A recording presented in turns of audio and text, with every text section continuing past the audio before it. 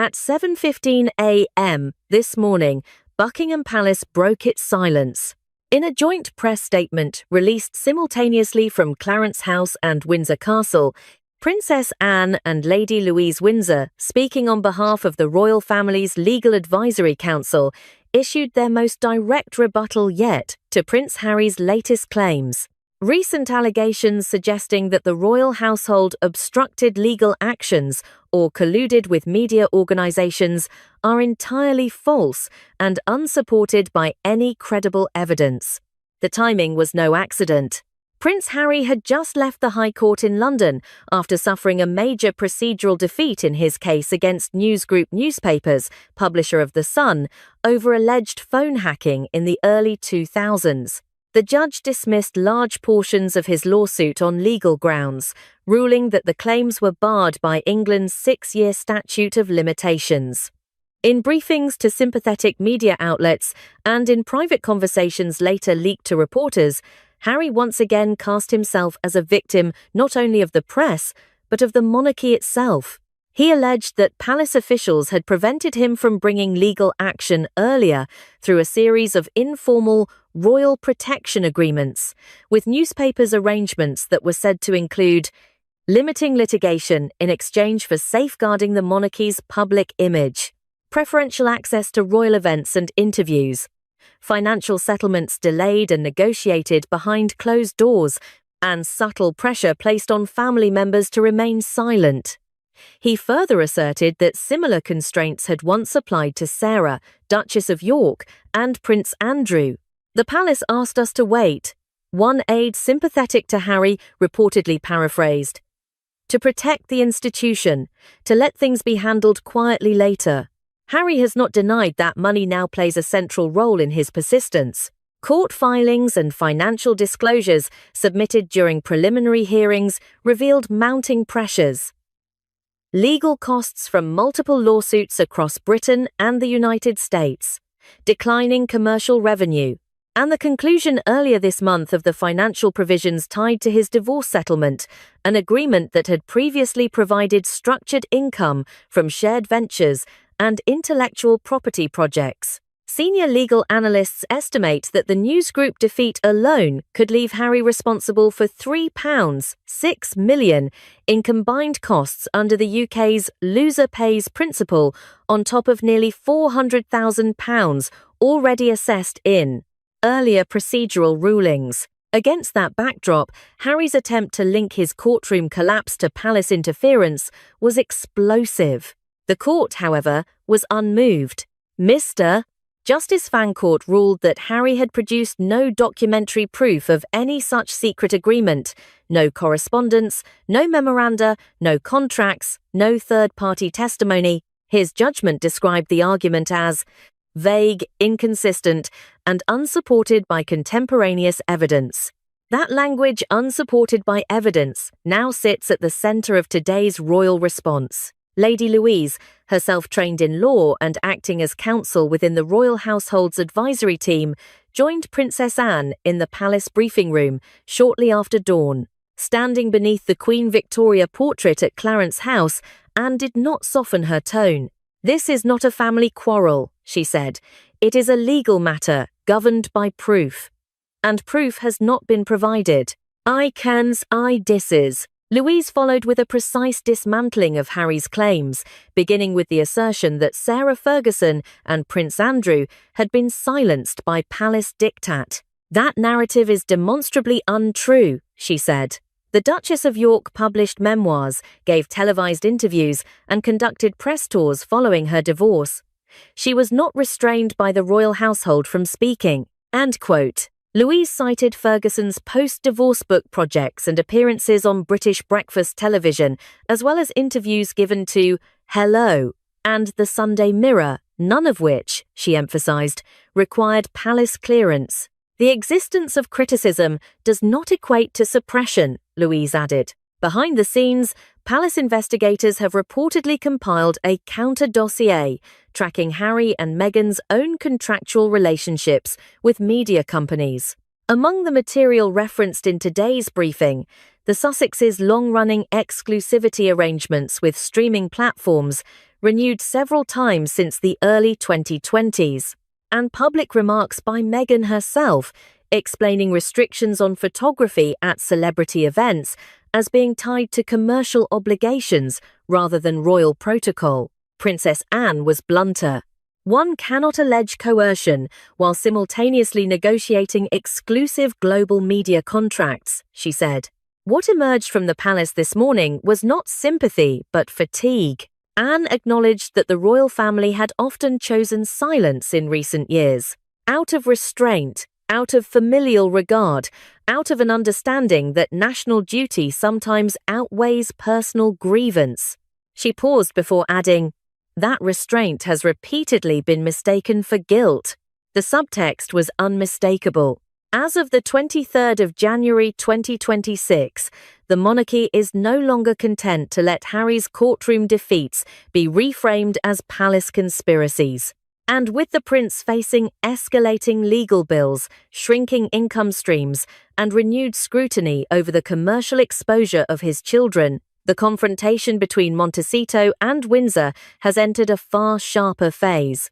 This time, the institution is speaking first, and it is doing so with documents, dates, and numbers rather than emotion.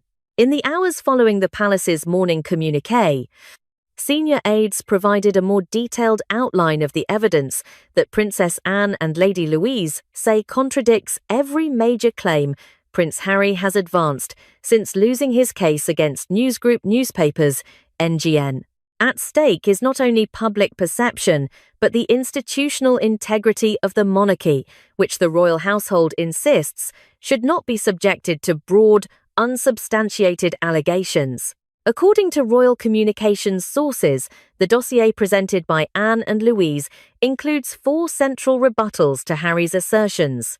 Harry has repeatedly argued that a long-standing understanding existed between the palace and media publishers, an understanding allegedly designed to limit his ability to sue earlier in exchange for access, exclusivity, and discretion. But the palace countered that no such written agreement or binding contract has ever existed. Royal legal advisers pointed out that all media access involving the royal household is regulated by standard press protocols, not contractual bargains. There is no record of any settlement term that included a prohibition on litigation, publication rights, and event access agreements involving working members of the firm, including terms shared with Hello, Getty, and other outlets, are routine in modern media relations and do not include gag orders tied to legal rights. Lady Louise specifically referenced the case of Sarah, Duchess of York, whom Harry cited as a precedent for media suppression. The palace noted that, after her divorce, Sarah published multiple memoirs and participated in televised interviews without requiring a palace waiver.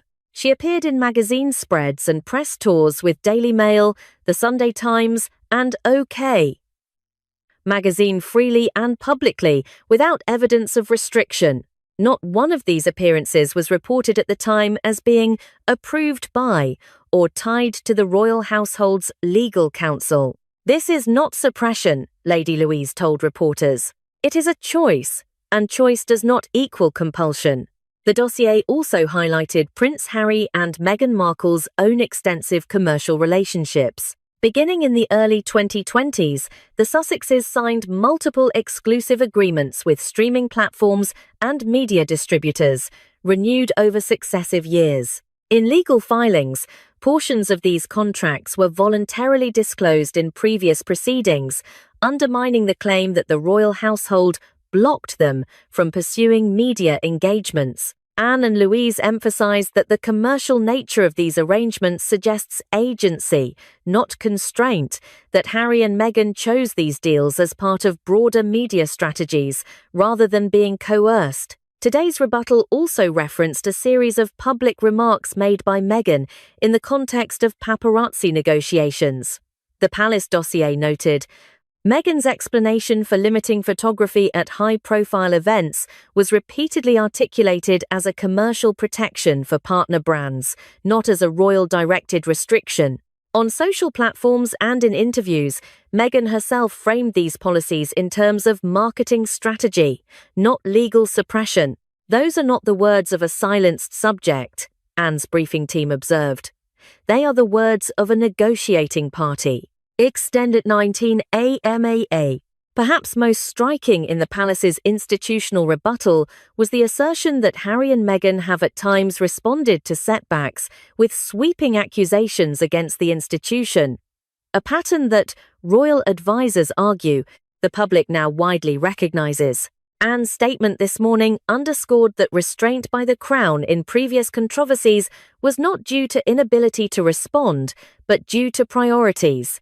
The national calendar of duties, sensitive diplomatic travel, pressing issues from security concerns to Commonwealth engagements, and a long-standing understanding that the royal family does not engage in counter-accusation unless legal standards of evidence are met.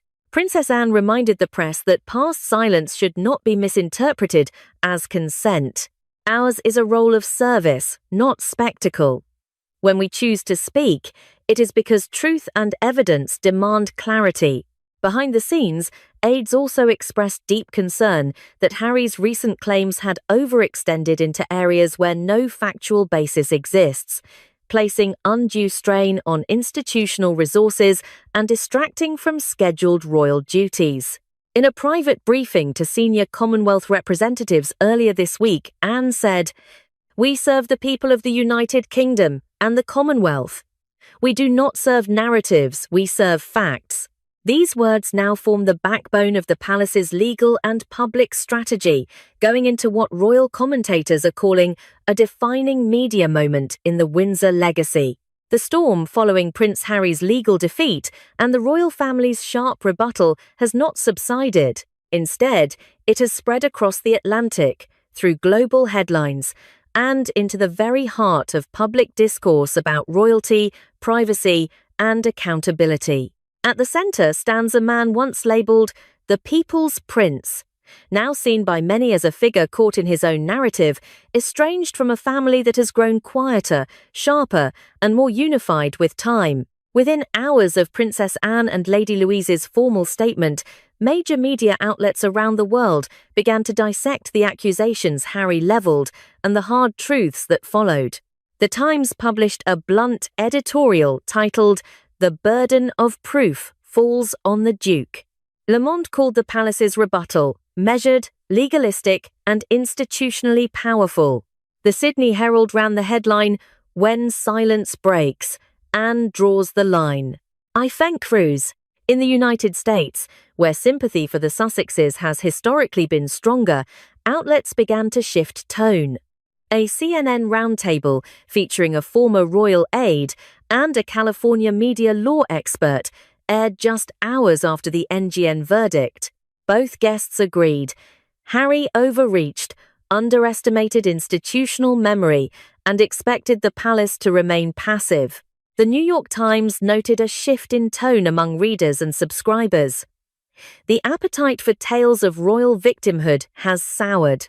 There is fatigue now, and the palace's legal clarity feels refreshing in a world of noise.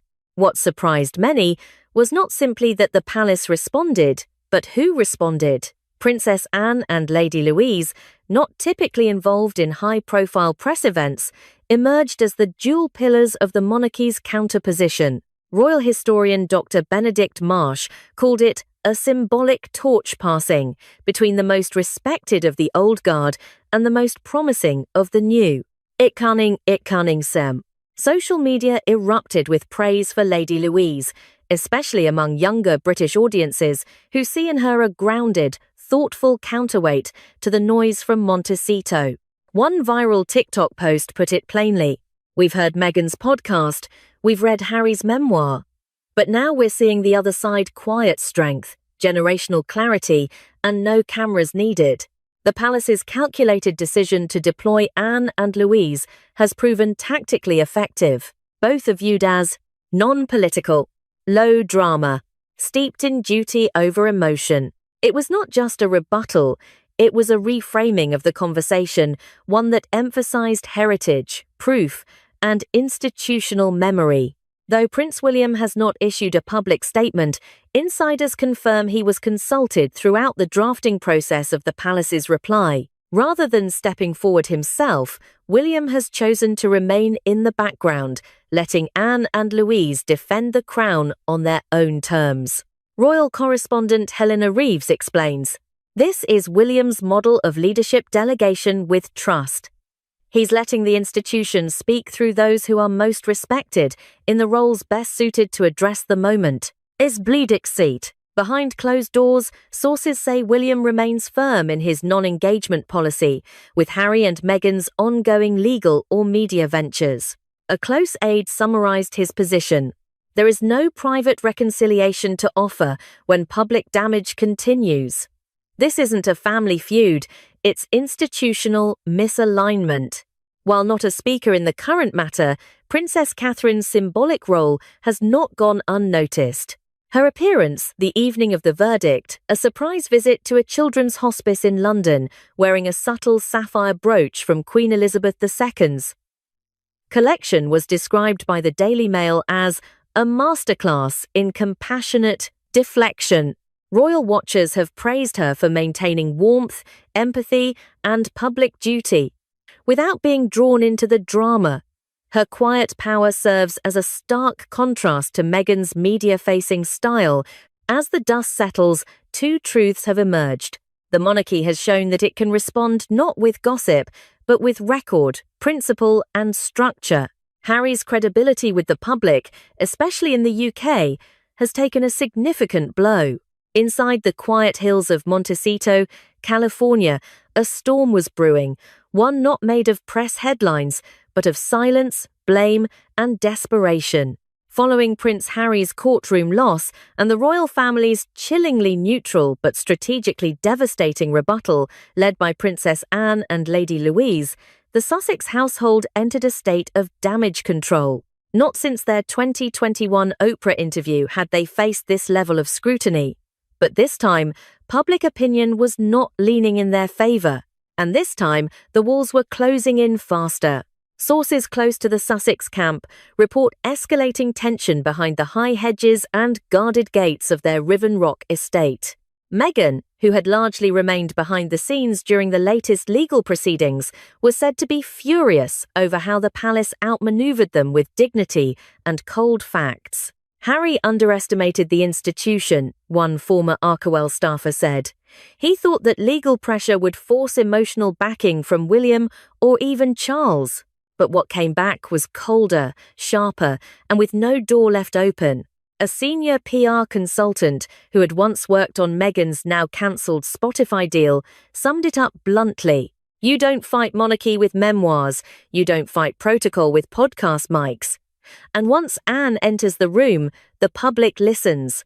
While Harry was battling legal disillusionment, Meghan faced a far more urgent threat: the financial erosion of the Sussex brand. Several investors, sponsors, and media partners had begun to reconsider their involvement with Arkewell, especially after the legal fallout hinted at a lack of institutional support. A children's book publisher has reportedly paused a planned second title deal with Meghan. An eco-luxury skincare line affiliated with Meghan's lifestyle team has gone silent after delays and poor early product reception. Internal audits of Arkewell's charitable arm have revealed spending discrepancies and unusually high consulting fees, raising red flags for both the IRS and UK charitable watchdogs. To complicate matters, Arkewell's revenue model relied heavily on public goodwill and Meghan's storytelling magnetism. Both are now in flux. A leaked internal document dated the 17th of January 2026, showed a line item titled Narrative Reclamation Initiative, Q1, with an allocated $4. $2 million in projected spend across digital PR, short-form streaming content, and podcast development. One of the primary strategies, a tell-all docuseries titled Uncrowned, pitched as Meghan's raw, personal response to the coldness of the monarchy. On January 21, Meghan made her first public appearance since the legal ruling, visiting a small production studio in Santa Monica. Wearing a crisp white blazer and diamond-studded M earrings, she was photographed entering through the side entrance, accompanied by 2 media lawyers and a known Netflix showrunner. Insiders say she is preparing to film a limited-run visual podcast, combining storytelling, celebrity interviews, and a personal diary format. Meghan believes this format will allow her to reclaim the humanity the monarchy stripped from her. But critics say it's a losing game. She's playing empathy poker with the wrong deck, said UK broadcaster Simon Dunstable. Every time she speaks, Catherine appears more royal by staying silent. In contrast, Prince Harry has remained largely withdrawn. Paparazzi photos show him taking long solo walks near Montecito's Ealing's Park, dressed plainly, head down, unguarded. Sources close to former royal aides say he is struggling emotionally, especially after being privately told by both William and King Charles that no royal support, financial, legal, or symbolic, would be extended from this point forward. One insider added, "He believed Catherine might step in. He still sees her as the moral compass of the family. But even she has withdrawn. That silence hurt him more than Charles's bluntness. Tu m'as biases. What began as a family rift has now transformed into a high-stakes branding war where authenticity, trust, and longevity will decide who history favors. On one side, the ancient institution, increasingly modernized through William, Catherine, and even Anne and Louise. On the other, a global brand scrambling to rebuild its footing, guided not by crown but by clicks. While Montecito descends into uncertainty, the halls of Windsor and Buckingham Palace echo with a different kind of energy, one rooted in continuity, character, and careful preparation. The royal family, often accused of looking backward, is now focused unmistakably on the future. That future arrived quietly, but unmistakably, on the 22nd of January 2026 at St. George's Chapel, where Prince William presided over his first investiture ceremony, a historic rite passed down from sovereign to heir, marking not just the recognition of civic excellence, but the moral calibration of a modern monarchy. And this time, the investiture wasn't merely a formality, it was a statement. Clad in the deep navy regalia of the Order of the Garter, Prince William stood tall beside his father's chair, now empty as the honorees stepped forward one by one. Scientists, educators, paramedics, community leaders, each person representing a facet of Britain's enduring strength. But it was his opening speech that silenced even the most seasoned royal commentators. In an age where noise often masks virtue, we are gathered to honor the quiet heroes of our kingdom, those who build, who serve, who repair. A crown without such people is a hollow symbol. Today, we crown their character. The crowd inside St. George's, a blend of parliamentarians, Commonwealth dignitaries, and military families, responded with a standing ovation. It was William's moment, but it was also a generational inflection point. His voice carried not just authority, but conviction. Beside him, Princess Catherine drew just as much attention, not through words, but through presence. Wearing a regal white ensemble by Alexander McQueen, paired with the Strathmore Rose tiara, unseen in public for nearly 90 years, she embodied the very ideals William had articulated. Grace in service, dignity in silence, strength through constancy. At one point, as an 18-year-old youth volunteer knelt before William to receive the King's Medal of Duty, Catherine gently placed a reassuring hand on the young man's shoulder. A subtle gesture, but one that lit up social media within minutes. One comment read, "No words, just action. That's our future queen." For the first time, Princess Charlotte, 10, and James, Viscount 7, 13, were seated prominently in the front row, not as children of privilege, but as observers of duty. Charlotte, in a deep burgundy coat and matching pillbox hat, sat between Catherine and Lady Louise Windsor, listening attentively and occasionally whispering questions about the ceremony. James, now visibly taller and more composed than in past years, wore a tailored grey morning suit and nodded respectfully as each honoree passed. His presence was more than ceremonial. Insiders confirm he is now being formally trained in ceremonial protocol and diplomatic conduct, preparing for greater visibility under William's reign. The symbolism was clear. A baton is being passed not through rebellion, but through reverence. The honours bestowed weren't arbitrary. William, working with Princess Anne and Privy Council advisers, had commissioned a new internal royal codex of service standards, a document outlining the 6 core virtues of modern British merit: integrity in public stewardship, innovation in national progress, courage in adversity, compassion in community, discipline in institutional duty, humility in achievement. Each honoree at the investiture represented one or more of these values. A quiet but powerful response to what the palace now internally calls the crisis of optics, referencing recent scandals involving former royals using fame without service. The monarchy cannot reward fame, it must reward fibre, Anne reportedly said in a closed briefing. This codification ensures that going forward, every title, honour or commendation from the Crown will reflect measurable service to the country, not celebrity, commercial gain, or emotion-driven campaigns. As the ceremony concluded, commentators noted the conspicuous absence of Queen Camilla. Official statements cited prior engagements, but multiple royal aides confirmed that Camilla had chosen to remain at her Raymill House estate. Paparazzi later photographed her dining at a high-end London club the same evening, surrounded by socialites and luxury PR executives.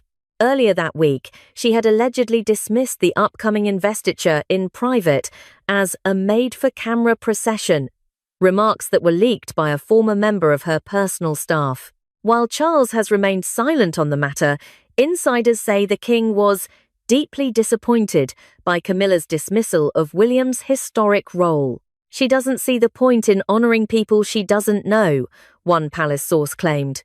She sees royalty as privilege. William and Catherine see it as responsibility. As the royal family prepares for a spring Commonwealth Forum in March, where Catherine is expected to address issues of education and childhood poverty, many now see this January 2026 investiture as the moment the Crown reclaimed moral clarity. The monarchy didn't need to shout, it didn't need to fight headlines. It simply showed up, cloaked in duty and crowned in service. The January 2026 investiture did more than honour civic duty within the United Kingdom, it sent a calibrated message to the world. From Ottawa to Canberra, Delhi to Nairobi, and even across the Atlantic to Washington, D.C., the carefully orchestrated ceremony at Windsor reverberated through foreign ministries, embassies, and international media. Prince William and Princess Catherine, now the most visible faces of the monarchy, are no longer simply heirs, they are institutional stewards, diplomatic symbols, and, increasingly, cultural stabilizers in an era defined by fragmentation and digital misinformation. And as King Charles continues to scale back public engagements amid internal transitions, the royal spotlight is no longer shared, it is focused. Within hours of the investiture, the Canadian Governor-General, Adrian Dawson, issued a public statement praising the monarchy's commitment to recognizing unsung heroes and confirmed that William and Catherine would undertake a diplomatic tour of Ontario and British Columbia in June. In New Zealand, Prime Minister Tama Raukawa, often critical of colonial institutions, nevertheless praised the updated Royal Codex as a framework of modern service applicable across Commonwealth democracies. Most notably, India's President, Rajendra Gupta, invited Princess Catherine to co-chair a bilateral forum on children's education, citing her decade-long work through the Royal Foundation. This invitation, insiders say, is the first time an Indian head of state has personally requested direct royal involvement since Queen Elizabeth's 1997 visit. Diplomatic observers noted that these engagements weren't about nostalgia, they were about relevance. William and Catherine aren't selling the past, said Professor Anita Devlin of the London School of Political Diplomacy. They are reframing royalty as an ethical brand in a world of collapsing institutions. It's scarred. It's hard to overstate the quiet force Catherine has become on the global stage. Dubbed the Unity Monarch by the Vatican just 3 months earlier, Catherine's presence at the investiture, from her wardrobe choices to her silent moments with honorees, reflected what many see as her evolving diplomatic role. She does not speak often at ceremonies, but when she does, her words resonate. In a brief post-ceremony reception with the families of the awardees, Catherine reportedly said, "Today we did not hand out medals. We witnessed the strength of our people. You didn't win this from us. You reminded us why we serve." That remark, caught on video by a charity founder's daughter, has since amassed over 42 million views across platforms. Notably, it was shared by the United Nations Youth Ambassador Network, a rare nod from a traditionally apolitical body. Meanwhile, Buckingham Palace has quietly increased Catherine's foreign affairs briefings and assigned a dedicated international liaison team to her. One aide described it as preparatory scaffolding for her eventual co-reign. Camilla's refusal to attend Prince William's investiture, followed by a photographed appearance at a private soiree with art dealers and fashion consultants, triggered widespread criticism from both the press and members of Parliament. Former Culture Secretary Louise openly called her behaviour disgraceful, accusing her of prioritising clout over crown. More significantly, a leaked internal memo from the Lord Chamberlain's office suggested that Camilla may be excluded from the upcoming Commonwealth Spring Forum, with her duties under review due to incompatible public positioning. While King Charles has not commented, the silence is telling.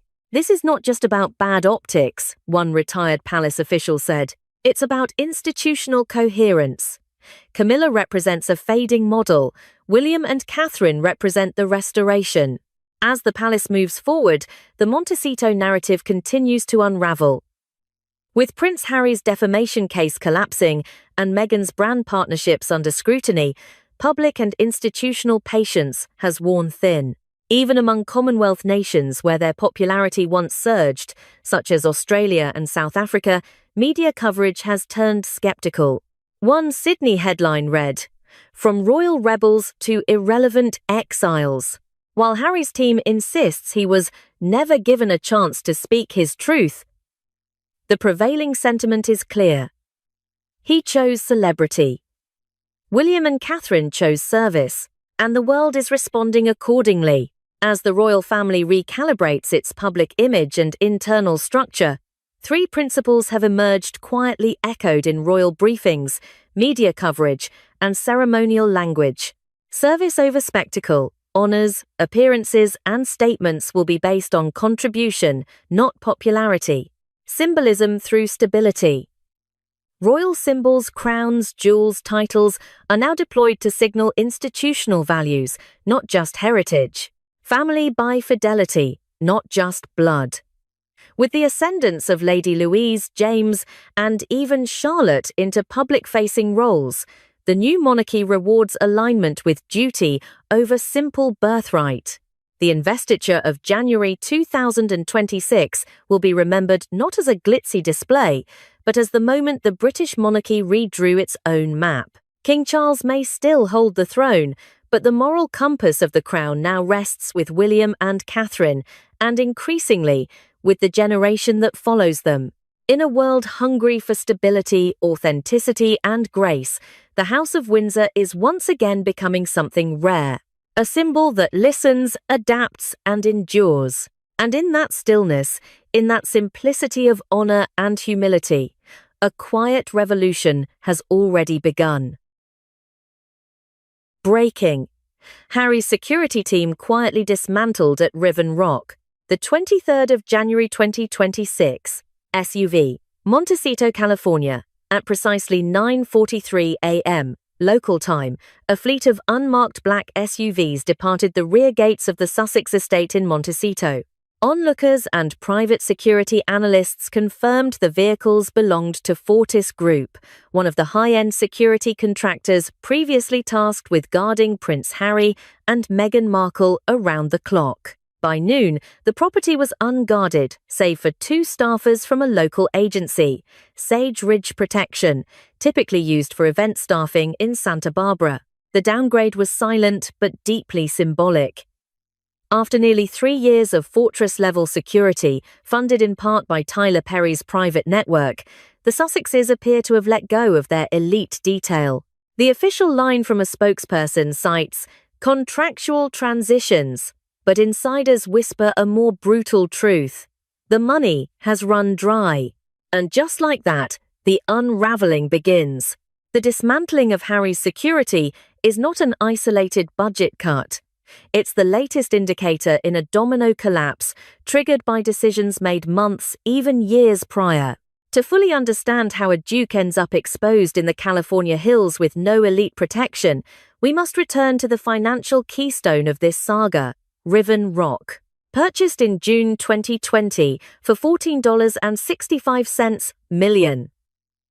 The 9-bedroom, 16-bathroom Mediterranean estate, nestled on 4 acres in Montecito, was heralded by Meghan as a sanctuary where we can finally breathe.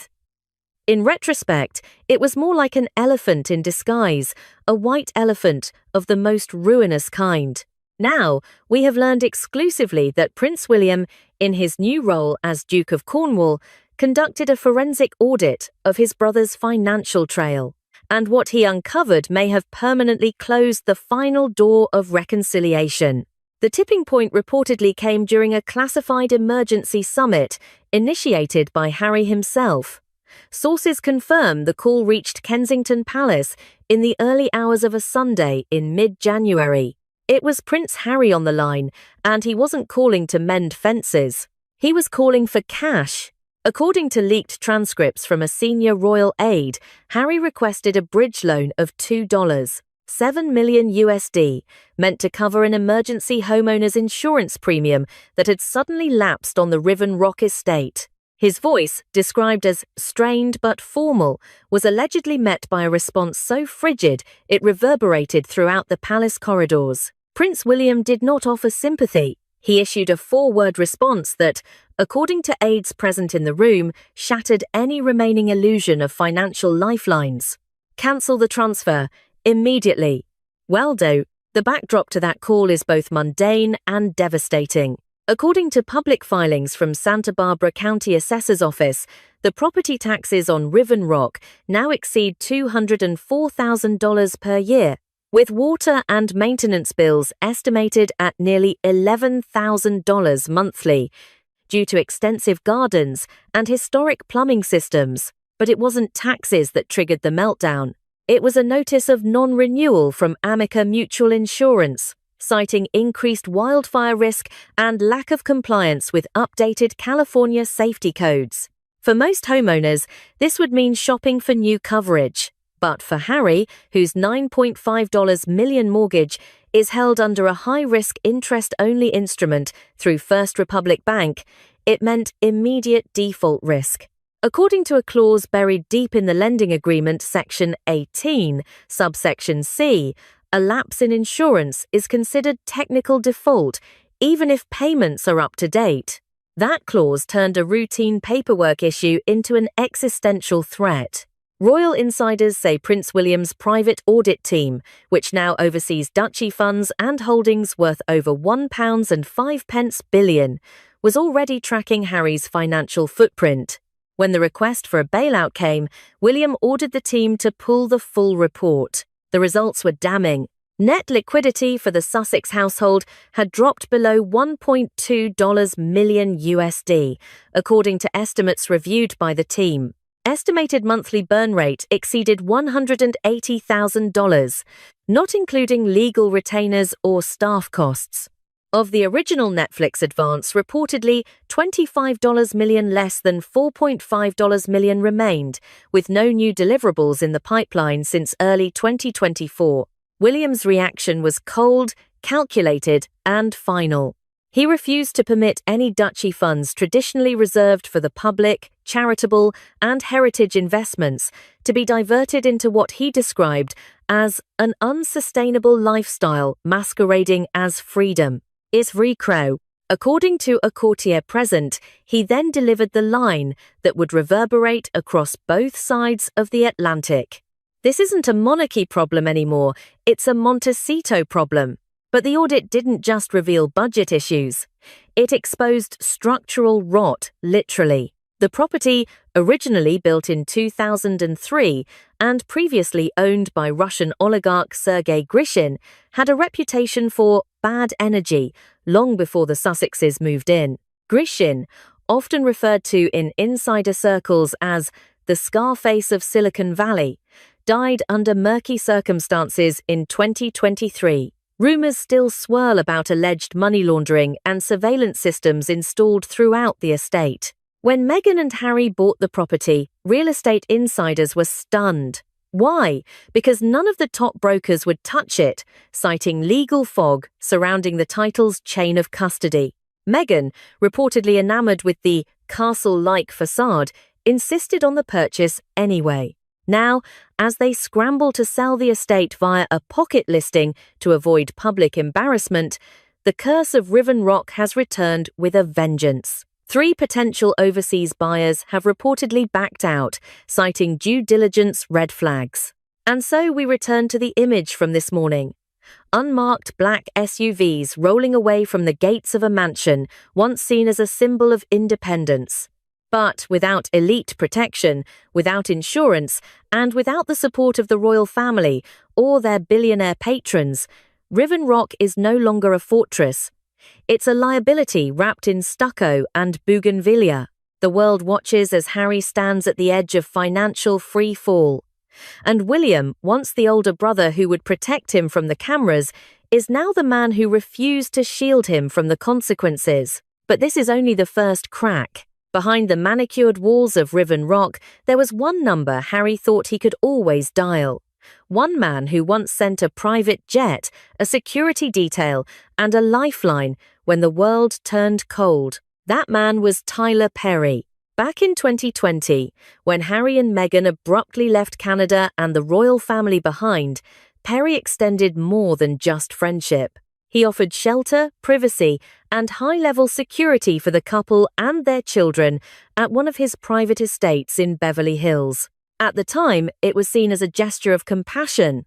But over the years, that compassion reportedly turned into an unsustainable financial tether, and the final break came just days before the insurance notice arrived at Riven Rock. Sources close to Perry's Atlanta-based team confirmed that he made a direct phone call to Harry, described as brief, civil, and irreversible.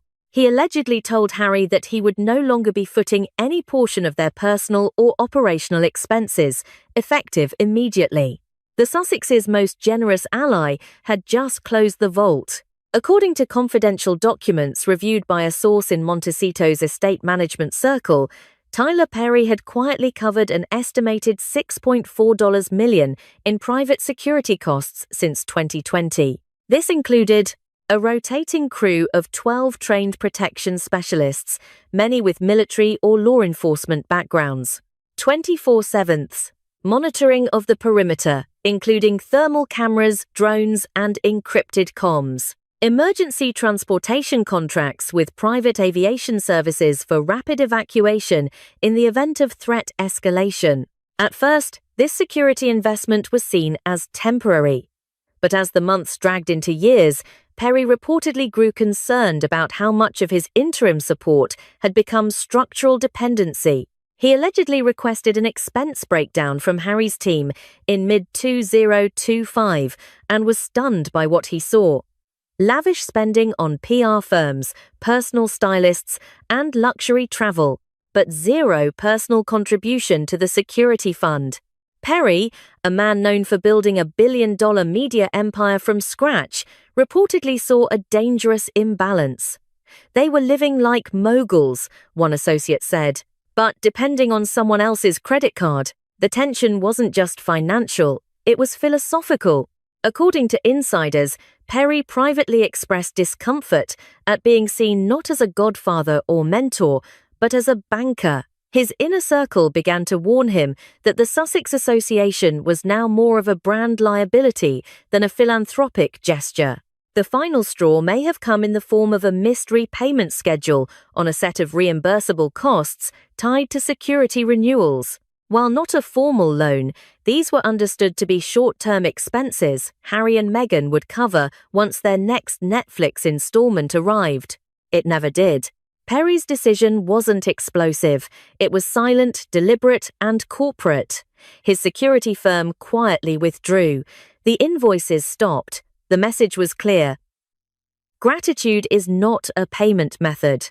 Tyler Perry has not publicly commented, but the ripple effect of his exit was immediate.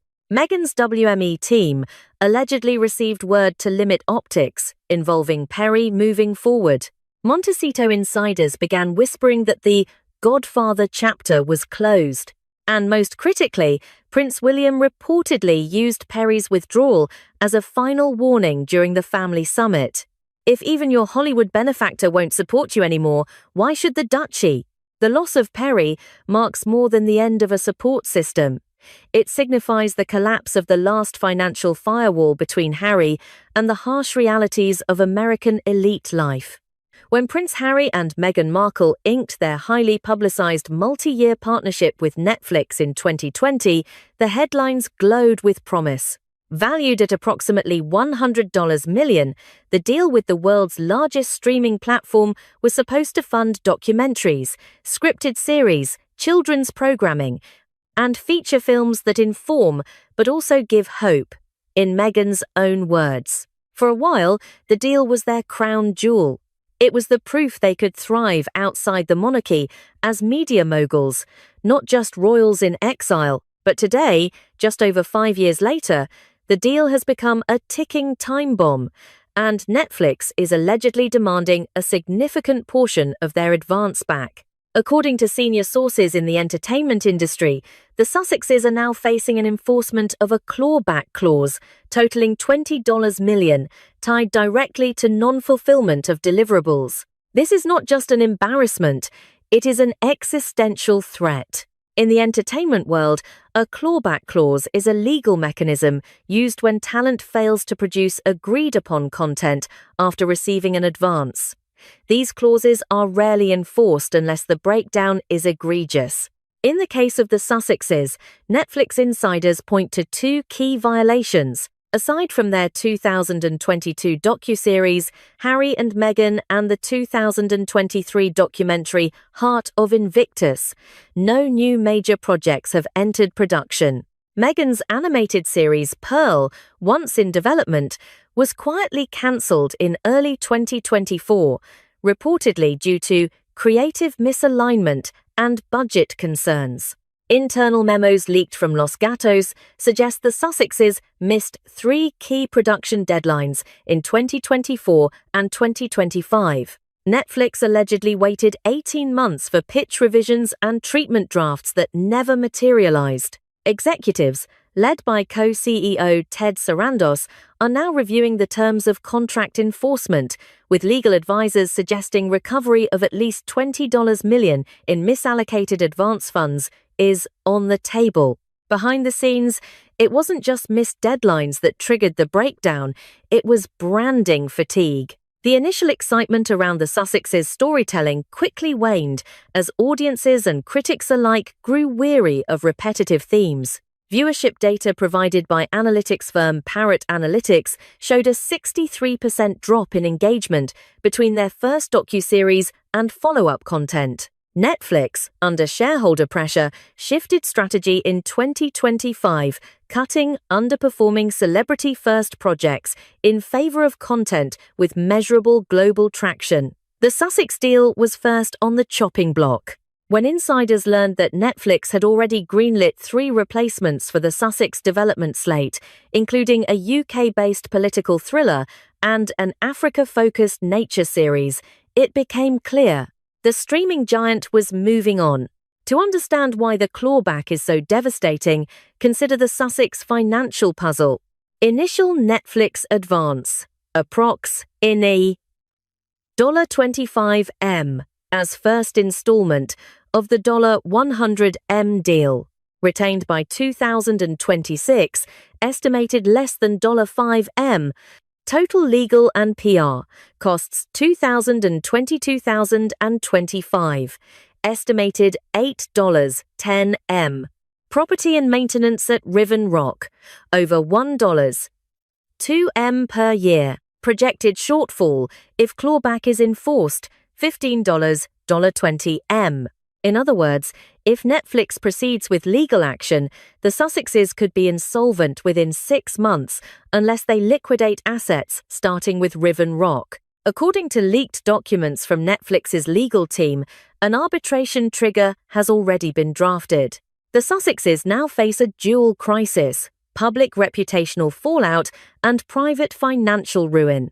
Sources inside Kensington Palace confirm that Prince William was briefed on the Netflix situation in real time. What shocked him most, reportedly, wasn't the clause, it was the couple's misunderstanding of basic commercial structure. During the emergency summit referenced in Part 1, William is said to have addressed Harry directly. "You thought they paid you because of who you are. But this is business. They paid you to produce. You didn't." William reportedly refused Harry's request to use Duchy of Cornwall funds to quietly pay back the streaming giant. Why? Because that money is public-facing, heritage-bound, and politically sensitive. Paying off Netflix for Pearl or Archetypes would risk an outcry across the UK, especially during a cost-of-living crisis already stretching the Crown's public trust. One insider summarized it starkly: William chose to let Harry burn rather than let the monarchy burn with him. As Netflix prepares its legal path, and as Montecito's luxury real estate brokers shop Riven Rock quietly to foreign investors, Meghan and Harry are running out of both money and allies. Even longtime friend and director Liz Garbus, who helmed their original docuseries, has reportedly moved on. The PR firm Sunshine Sachs, once considered their media fortress, ended their retainer in mid-2025. This is no longer a setback, it is an exile in slow motion. The air in Los Angeles has shifted. There was a time late 2020 through 2022 when Meghan Markle and Prince Harry could walk into a Beverly Hills gala and command the room. Executives paused conversations. Photographers swarmed. Producers leaned in. They were the Get a Royal couple, rebranded as progressive storytellers. But that era has melted away, replaced by an eerie silence. Invitations have slowed, partnerships have stalled, and, more critically, the entertainment elite have begun to distance themselves. In a town where failure is contagious, the Sussexes are now being quietly frozen out. The first major sign came at one of Hollywood's most elite hideaways, the San Vicente Bungalows. This private club in West Hollywood is not open to tourists or tabloid fodder. It is where top-tier agents, showrunners, and A-listers dine and sign deals. Multiple sources confirm that, over the past 6 months, the couple has not been spotted at key tables, nor have they been invited to the VIP power dinners held there weekly. One executive reportedly described their absence as strategic. "They bring press, not energy, not money," the source said. "And in this town, you have to bring at least one." This aligns with a broader pattern. Meghan and Harry, once surrounded by agents and producers, are now seen as a reputational risk, not because of scandal, but because of stagnation. When Meghan signed with William Morris Endeavour, ME, in April 2023, it was framed as a seismic deal. Her team, reportedly led by power agent Ari Emanuel, was expected to elevate her from royal exile to global brand. But nearly 3 years later, no major projects have been announced under WME's management. Meghan's podcast Archetypes was discontinued. A reported lifestyle brand has remained in pre-launch limbo, and a scripted drama pitch inspired by her life tentatively titled American Duchess was allegedly passed on by multiple platforms. Inside sources now suggest that WME has reallocated internal resources, moving Meghan's account into a low-activity tier. One senior assistant at the agency confirmed off-record, "The appetite is gone. There's no audience left for a Duchess brand without a story." The Hollywood retreat didn't happen in a vacuum. It began in earnest after the Spotify fallout. In June 2023, Spotify parted ways with the Sussexes after delivering only one season of Archetypes. The public explanation was creative differences. But what triggered the industry's withdrawal was a brutal comment from Spotify executive Bill Simmons. On his podcast, Simmons didn't mince words. He referred to Meghan and Harry as the F-ing grifters. "That's the podcast we should have launched." The remark went viral. But more importantly, it was a cue to Hollywood. It told producers, agents, and networks that backing the Sussexes might be more liability than leverage. A-list circles are tightly knit. Once key insiders decide someone's value has peaked, the drop is swift. The optics aren't just bad behind closed doors, they're deteriorating publicly too. Google Trends shows a 72% drop in search interest for Meghan Markle in 2025 compared to 2021. Engagement on the Sussexes' Archewell Foundation social media pages has fallen by more than 80% year over year. Public polling by YouGov UK and Morning Consult In Trees indicates Meghan and Harry's net favourability has declined to -39 inches the UK and +1 inch the UK, the lowest since their departure from royal duties. Without positive media cycles or successful content, even their allies are finding it difficult to justify public alignment. Industry analysts now view the Sussexes through a single, unforgiving lens. They walked away from the world's most powerful brand, the British monarchy, and failed to replace it with anything substantial. Worse, they've burned bridges with both institutions and individuals. From their Oprah interview to Spare to Netflix's docuseries, each media moment carried emotional catharsis, but also commercial consequence. One talent agent put it simply: they monetize the trauma, but there's only so many times you can sell the same story. Now, with their Hollywood cachet waning, they are encountering a chilling truth. Without fresh content, new alliances, or working capital, even global fame can curdle into global fatigue. Back in London, this slow-motion unraveling is being observed with clinical precision. A senior aide to Prince William reportedly described the Hollywood freeze-out as a reputational correction. By drawing a firm boundary, William not only preserved the duchy's integrity, but allowed time to erode the Sussexes' narrative dominance. No lawsuits, no interviews, just silence and distance. And it's working. With Netflix threatening a clawback, Tyler Perry gone, and Hollywood beginning to treat them like an expired brand, Meghan and Harry's options are rapidly narrowing. There are rumors of a potential memoir sequel from Harry or a raw tell-all from Meghan. There are whispers about a relocation to New York, where media power is less dependent on studio alliances. But the larger truth is harder to escape. The A-list is looking for the next story, and the Sussex chapter may have already closed. From the moment Prince Harry and Meghan Markle purchased the Riven Rock estate in mid-2020, the headlines described it as a haven, a $14.65 million Montecito paradise with sweeping gardens, a rose-covered pergola, and 16 bathrooms fit for royalty, or so it seemed. Now, insiders call it something else. The most expensive mistake in California's celebrity real estate history. What was meant to be a sanctuary has become a white elephant, a luxury trap, bleeding the couple dry. And now, we can confirm that the property is quietly on the market, not through public MLS listings, but via an emergency pocket listing, a discreet strategy used when sellers are desperate to avoid public scrutiny. This is not just a sale, it is a quiet surrender. In 2020, when Harry and Meghan closed on the estate, the Santa Barbara market was at a pandemic-driven high. Celebrities were fleeing cities, and Montecito became the most sought-after enclave in California. But by 2026, that boom has reversed. Real estate data from Redfin shows a 12.4% year-over-year drop in ultra-luxury homes in Santa Barbara County. The average time on market for properties above $10 million is now 118 days, more than double the 2022 figure. Riven Rock's upkeep, meanwhile, remains astronomical, estimated at $100,000, $125,000 annually for landscaping, repairs, and utilities. And then there's the water issue.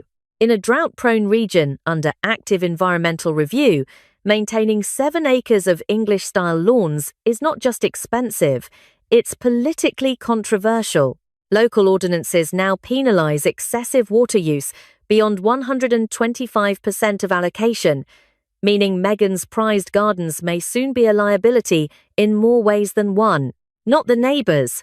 According to 3 agents with Douglas Elliman, no major Montecito family or celebrity has expressed interest in acquiring the estate, largely due to the brand stigma surrounding the property. One broker was blunt: nobody wants to inherit the press. Instead, the estate is reportedly being pitched to foreign buyers, Middle Eastern investors, Hong Kong-based consortiums, and 2 tech billionaires looking for off-market retreats. But even those conversations are sensitive.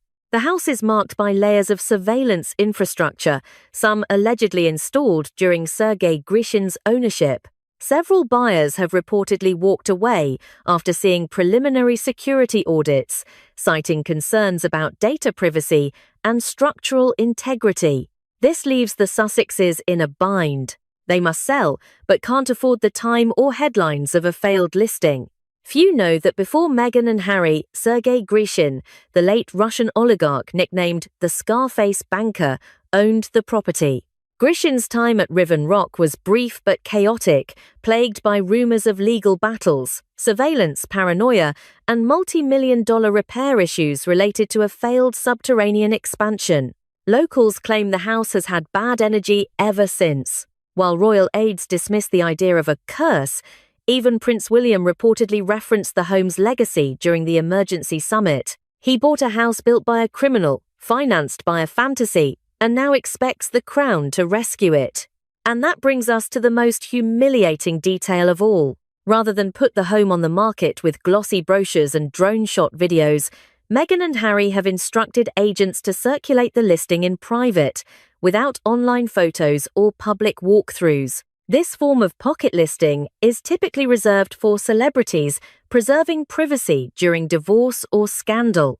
In this case, it's a last-ditch effort to avoid headlines like, "Sussexes forced to sell their home." But the implications are unavoidable. According to a former Montecito estate attorney, the pocket listing strategy only works if you can wait. The Sussexes can't. With Netflix threatening a $20M clawback, Tyler Perry out of the picture, and monthly costs stacking, they need liquidity now. And the problem is, buyers know it. Negotiations have reportedly turned ruthless, with offers coming in 10–20% below asking price, with further conditions. Furniture to remain, expedited close, or non-contingent offers only.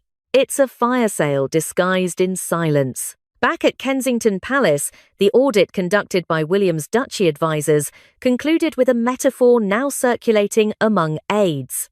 You don't fix a bucket with no bottom, you get rid of the bucket. That's how William sees Riven Rock. No matter the emotional attachments, no matter the celebrity optics, the property is a mathematical liability, unworthy of a cent from the Duchy or the Crown. His solution was stark, and it was final: sell, now, quietly. And that's exactly what's happening. If the Sussexes imagined that selling Riven Rock would be the end of their financial nightmare, they were mistaken. According to multiple estate planning experts and Montecito realtors, even a successful sale at or near the asking price will only cover the immediate crisis. The mortgage balance, back taxes, legal retainers, and potentially a negotiated settlement with Netflix. What remains afterward will be shockingly modest for a couple who once lived as global royalty. Estimates from private wealth auditors suggest that after agent commissions, insurance penalties, and debt reconciliation, Meghan and Harry may be left with no more than $2.3 million in liquid capital, a figure that barely covers 1 year of their current lifestyle. This is not financial freedom. This is an exit strategy without a landing zone. With Riven Rock exiting their control, the most pressing question becomes geographic. Where does a prince without a kingdom and a duchess without a market go next? Let's review their remaining options. Not likely. The couple's lease on Frogmore Cottage was formally terminated in 2023. Following the release of Spare, public sentiment has plummeted. Recent polling from YouGov shows only 12% of British respondents hold a positive view of Harry, and even fewer support Meghan's return in any public capacity. Additionally, no senior royal has extended an invitation, neither Anne, Edward, nor Charles. And William's firm stance makes it politically toxic to even discuss temporary housing or reinstated titles. The couple reportedly scouted rental properties in Manhattan in mid-2025. Meghan's old connections in publishing and fashion may still offer social refuge. However, security in high-density areas would be costly and complex, especially for a couple still classed as soft targets by intelligence consultants. Also, New York is expensive, and with no guaranteed income flow, the optics of penthouse living could backfire. A return to Vancouver or Toronto is possible. Meghan had deep roots there, and Canadian media remains relatively neutral. But since their initial departure from the Commonwealth and the collapse of taxpayer-funded security in 2020, there is no institutional backing. For a return, multiple sources suggest Harry and Meghan's team has reached out to Middle Eastern intermediaries about temporary relocation options. These would offer luxury, privacy, and favorable tax environments, but may require diplomatic approvals and image concessions. Meghan, in particular, may face challenges aligning her brand with nations under human rights scrutiny. In private circles, this looming chapter is referred to by royal aides as the grey zone, a phase where the Sussexes are neither settled nor mobile, floating between short-term rentals, borrowed villas, and hotel suites, similar to how royal exiles once moved between European estates in the 20th century. But for high-profile individuals under 24/7 surveillance, this model is unsustainable. Each hotel check-in generates a data footprint. Each relocation requires re-secured perimeters. Each public outing risks paparazzi leaks or hostile encounters. This logistical and emotional instability is precisely what Prince William hoped to avoid years ago.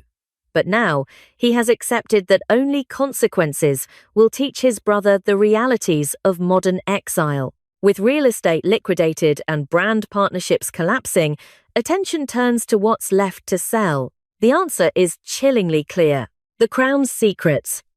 Several publishers have reportedly approached Harry and Meghan with interest in a Spare 2, possibly focused on Meghan's experiences with palace staff and courtiers, the real backstory of Archie and Lilibet's title negotiations, the full extent of royal family rifts, post-funeral and coronation events, Charles's health and internal family briefings.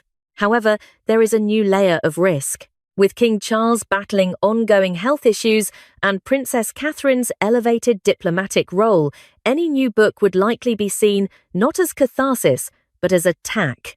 As one insider put it, if they write another book, it won't just burn bridges, it will collapse the whole institution. And yet, desperation makes dangerous choices attractive. Courtiers refer to it as the doomsday scenario, a future where the Sussexes monetize their final asset, their royal DNA. Imagine the headlines: Prince Harry joins reality TV to fund security. Meghan wins tell-all deal with streaming rival to Netflix. Sussex-branded crypto, skincare, or parenting manuals flood the influencer market. In this version of the future, the couple no longer operates as royal exiles, but as full-fledged celebrity freelancers, beholden only to algorithms and audience engagement. It would be tragic. But in a world with no duchy, no benefactors, and no crown to return to, it might be inevitable. There is a growing consensus inside the palace that Prince William never intended to destroy his brother, only to force him to choose between fantasy and survival. His refusal to offer the $36M bailout, his rejection of Netflix settlement requests, and his insistence on selling the Montecito estate all reflect one core belief. Freedom is not the absence of duty, it is the acceptance of consequence. Harry chased independence. William is making sure he now understands what that truly costs. As the moving trucks depart Riven Rock, the story of the Sussex American dream draws to a haunting close. There is no mansion, no studio contract, no rescue call from London. There is only the long road ahead and the sobering realization that in walking away from the crown, they also walked away from the only structure that ever protected them from reality. The House of Windsor stands intact. The House of Montecito is no more. If you believe the monarchy should protect its legacy over personal bailouts, comment Team William. If you believe family comes before finance, even at great cost, comment Team Harry. And if you followed this saga from the beginning, leave a prediction. Where will they go next? And what will they sell to get there? Thank you for watching with us at Legacy's Edge. This is not just a royal story. It's a masterclass in what happens when power becomes personal and reputation becomes currency. London, the 26th of January 2026. It began, as many royal scandals do, with something deceptively small. A handbag. Not just any handbag, but a limited edition Balenciaga cash crocodile embossed clutch. Personally commissioned by Zara Tindall, the daughter of Princess Anne, for her appearance at the Women in Equine Leadership Gala earlier this month. The accessory was meant to symbolize not only her refined fashion evolution, but also her growing influence as a modern royal businesswoman. It never made it to the gala. According to multiple sources close to the Royal Wardrobe Office, the handbag, hand-embossed, monogrammed discreetly with Zara's initials, and stored under a designated reservation with Balenciaga's London showroom, vanished days before her team was scheduled to retrieve it. Quiet inquiries were made. Balenciaga allegedly apologized for a regrettable logistical error. No police report was filed.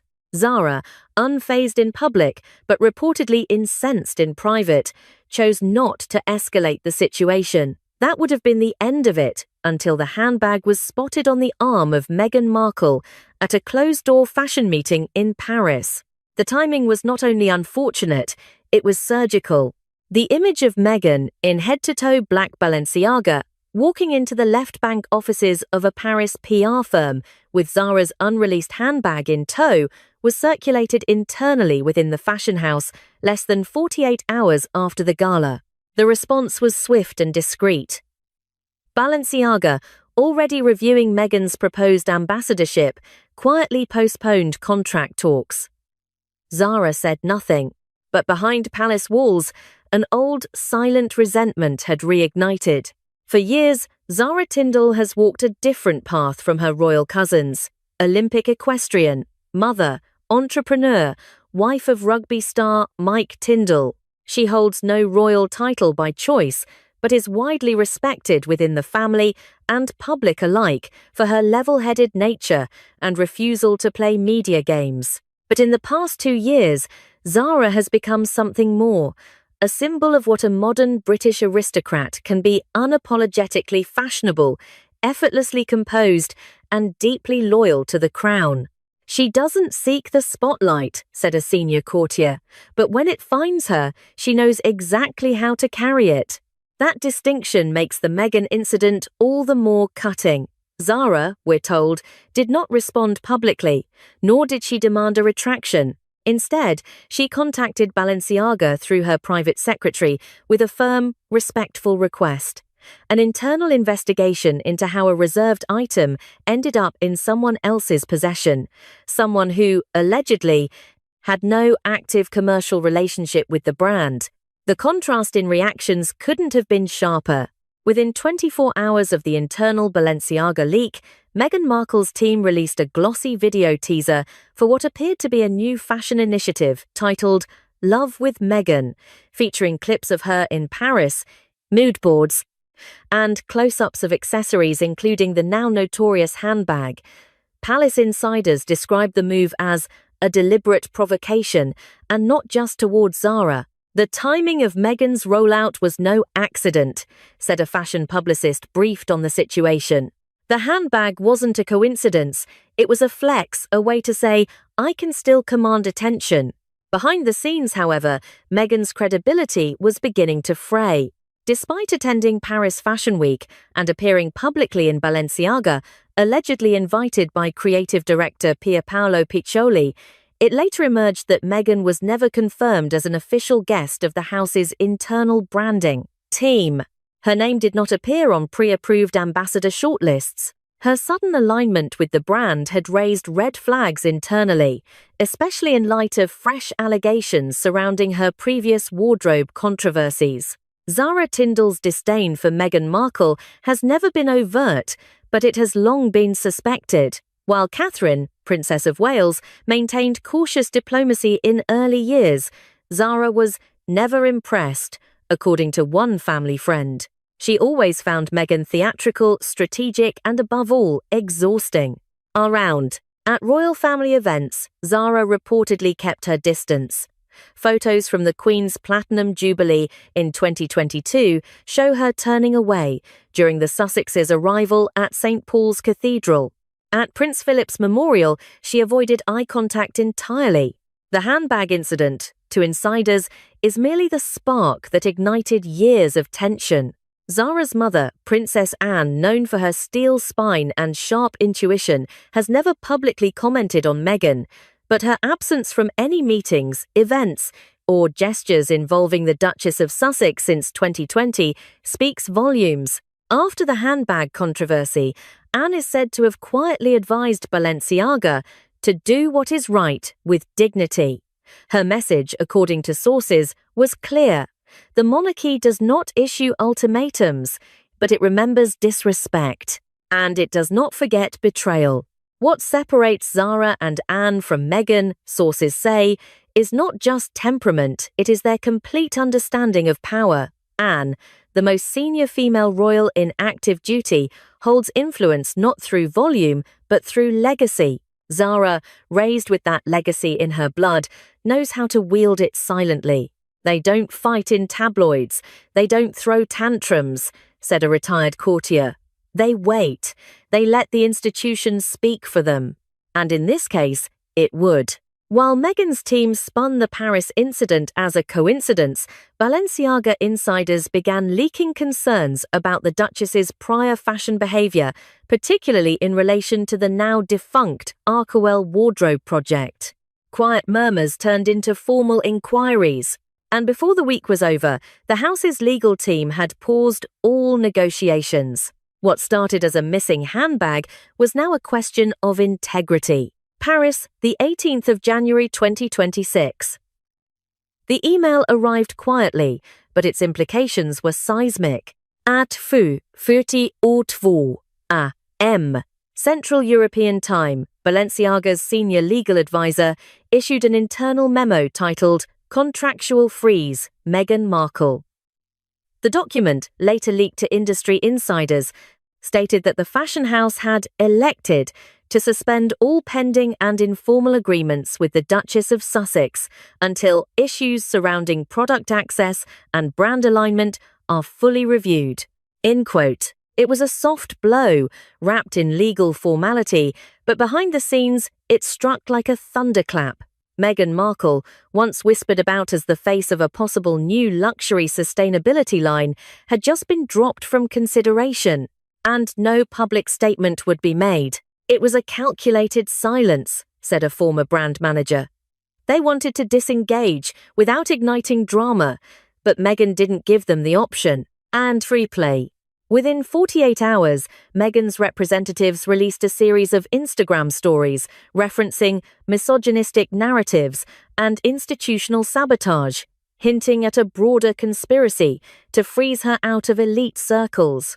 Though Balenciaga was never mentioned by name, the implication was clear. It was the same old playbook, one palace source commented, victimhood over accountability. But this time, something had shifted. While Meghan's team scrambled to reposition her image, launching teaser content for a lifestyle rebrand and reaching out to smaller European labels, Zara Tindall did the opposite. She said nothing. Instead, she attended the Cartier British Polo Awards in Gloucestershire in a white tailored suit from Victoria Beckham's upcoming collection, a quiet nod to solidarity. The photos went viral. Fashion critics praised her controlled elegance, modern restraint, and aristocratic ease. The proffered day that dozed 4 rows. The move was not just fashionable, it was strategic. Zara doesn't chase the spotlight. But when Meghan tried to manipulate the fashion world into a loyalty contest, Zara just stood still and the world moved toward her, said a Vogue UK editor. A week later, Harper's Bazaar UK confirmed that Zara had been approached for a cover feature. While she declined the offer, citing family commitments, the message was clear. In the war for public perception, Zara didn't need to fight. She had already won. Behind the scenes, Princess Anne had begun to make quiet moves of her own. Senior royal staffers confirmed that Anne initiated a family-only review of how royal-adjacent figures were aligning with commercial entities. The timing, while diplomatically described as routine, coincided with the growing concern over Meghan's alleged misuse of royal references in brand negotiations. It was Anne's way of drawing the line not through press conferences, but through policy. She knew the press would twist her words, so she used procedure instead, said a longtime palace advisor. That's Anne. You'll never see her flinch, but you will feel the walls move around you. Anne also reactivated her personal advisory group on public image, which had been dormant since the Queen's passing. According to insiders, the group's first project was reviewing how Zara, Lady Louise, and Sophie of Edinburgh could be further elevated as quiet ambassadors of the crown.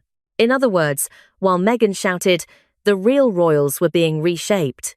As Zara thrived and Anne fortified her camp, Meghan's position began to erode. Her Arkewell Foundation faced fresh scrutiny from the US Internal Revenue Service after leaked memos suggested inconsistencies between reported expenses and actual project output. Tyler Perry, once a silent patron and Meghan's most reliable stateside ally, reportedly refused to extend further financial assistance. Worse, Meghan's Paris press tour failed to land traction. One fashion PR executive noted, it felt off-brand. Meghan wanted to be seen as an innovator, but the industry sees her as a disruptor and not in a good way. For the first time since her royal exit in 2020, Meghan's influence appeared to have plateaued. The luxury brands she once courted with ease were now wary. Invitations were sparse. And without Harry at her side, who had reportedly returned to the UK for private discussions with Palace legal counsel, Meghan looked increasingly alone. Her social media posts became more erratic, one moment evoking empowerment, the next warning of unspeakable truths she might be forced to reveal. The subtext was no longer subtle. Meghan's always seen exposure as her sword and shield, said a former Sussex aide. But this time, the room isn't afraid anymore. And quotey, by late January 2026, the divide was no longer hidden. The royal family had not issued a single official statement, yet the message was deafening. Lines had been drawn, sides chosen. In the quiet rooms of Bagshot Park and the private courtyards of Windsor, conversations turned deliberate. Zara Tindall, once considered a non-working royal, was now at the centre of a cultural realignment, not through palace decree, but through public dignity. She had done nothing, and that was everything. It was Lady Louise Windsor who was first seen stepping out of the back entrance of Zara's London flat the morning after the Paris fashion incident exploded online. Dressed in a long navy coat and beret, she moved discreetly, no cameras, no public statement, no entourage. But for those watching closely, the image said it all. Louise had always shared a bond with Sarah. Both had grown up outside the working royal spotlight. Both understood the strength of soft power. And in that moment, it became clear that Sarah was not alone. Later that week, the Countess of Wessex, now styled the Duchess of Edinburgh, was photographed hosting Sarah and Louise at a private equestrian event in Oxfordshire. Reporters were barred. No social media content was released, but sources confirmed the gathering was more than family leisure. It was about stabilizing the narrative from within, said a palace press officer. Sophie is the bridge between generations, and when she moves, the rest pay attention. Sophie had been observing quietly as Meghan's behavior towards Zara shifted from petty to public. While Meghan had once privately mocked Zara as unpolished and irrelevant, the moment Zara began receiving invites to diplomatic charity events and luxury brand tables, that changed. Meghan, according to one Archewell staffer, lost her mind when she learned Cartier had asked Zara, not her, to co-host the upcoming Windsor Gala. She immediately reached out to her own network, pushing for a competing media campaign. It backfired. Desperate to regain ground, Meghan turned to Princess Beatrice and Princess Eugenie, her only remaining links to the royal institution with any proximity. The York sisters had once been sympathetic, even supportive, but by 2026, their tone had cooled. Meghan reportedly invited them to a private dinner in Mayfair under the guise of reconciliation. The actual agenda: a coordinated public statement defending her right to pursue luxury partnerships without palace policing. Beatrice declined. Eugenie arrived late, stayed 40 minutes, and left in silence. She was baiting them, said a former royal liaison, trying to drag them into her feud with Zara and Anne. But the York sisters are survivors. They've seen what happens when you pick the wrong moment to speak.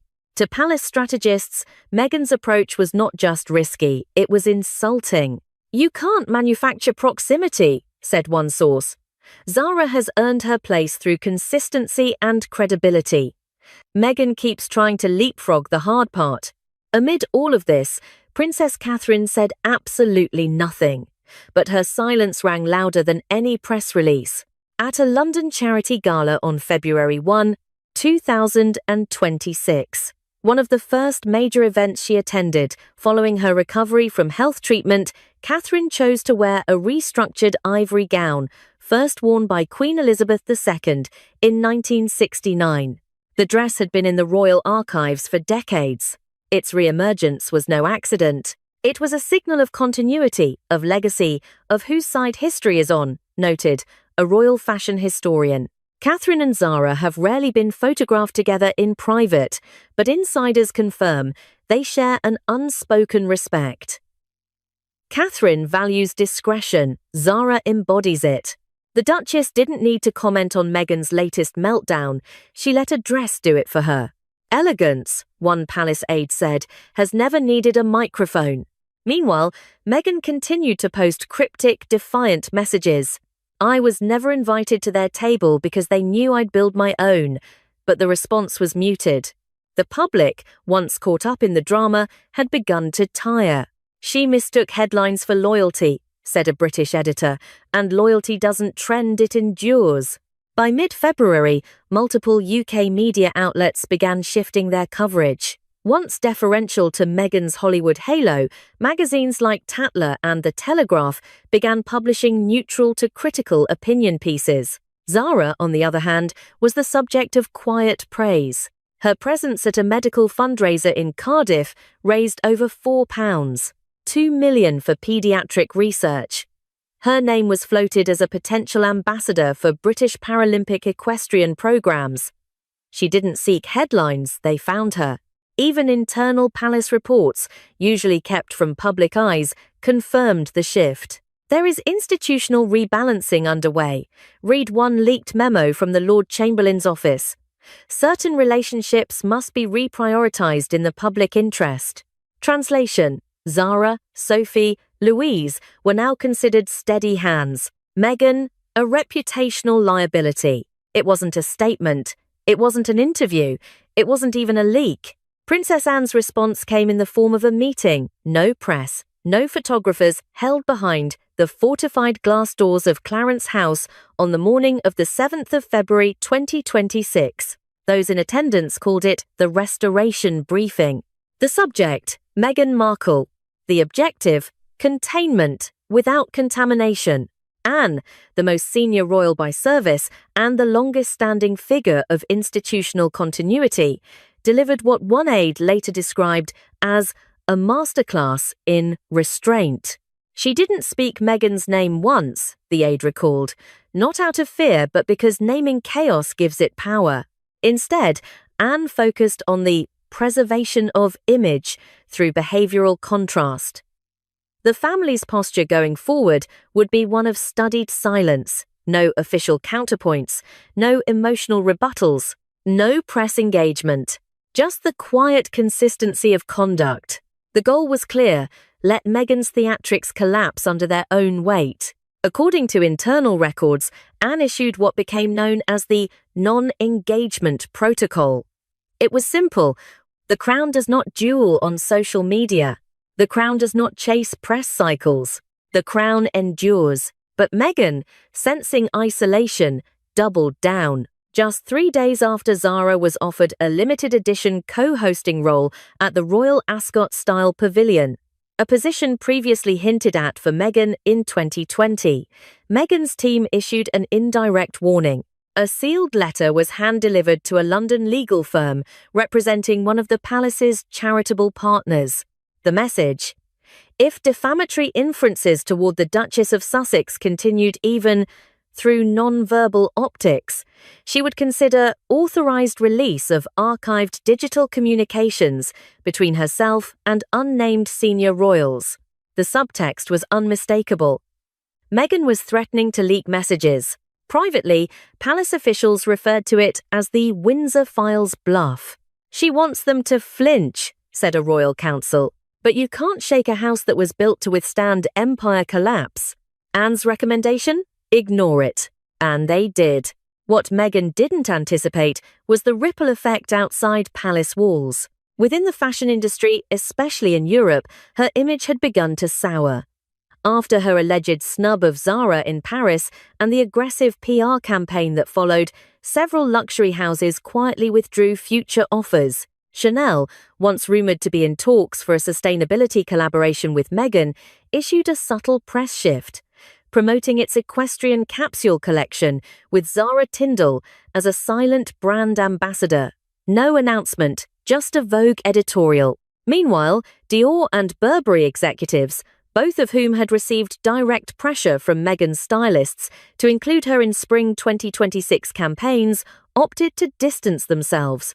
She doesn't represent discretion, said a French PR director, and discretion is our currency. In contrast, Zara's 2026 calendar filled quietly. Co-host of the royal charity Polo Invitational, equestrian lead for the Commonwealth Youth Games, featured in Harper's Bazaar, UK's Legacy and Lineage issue. She did no outreach, she accepted no payment, but the doors opened. She didn't step forward, said one fashion editor. She simply didn't step wrong. It was no Mrs. Furtz. The beauty of Zara's response to Meghan's provocations was not in her cleverness but in her refusal to participate. When a journalist at a Glasgow horse trial asked if she'd seen Meghan's latest Instagram reel, one where Meghan wore a replica of Zara's 2022 Ascot look with the caption, "Real class needs no bloodline," Zara blinked once. Then she said, "Some of us ride horses. Some of us ride headlines. I prefer the former." 2022. That one quote was picked up by over 300 outlets within 24 hours.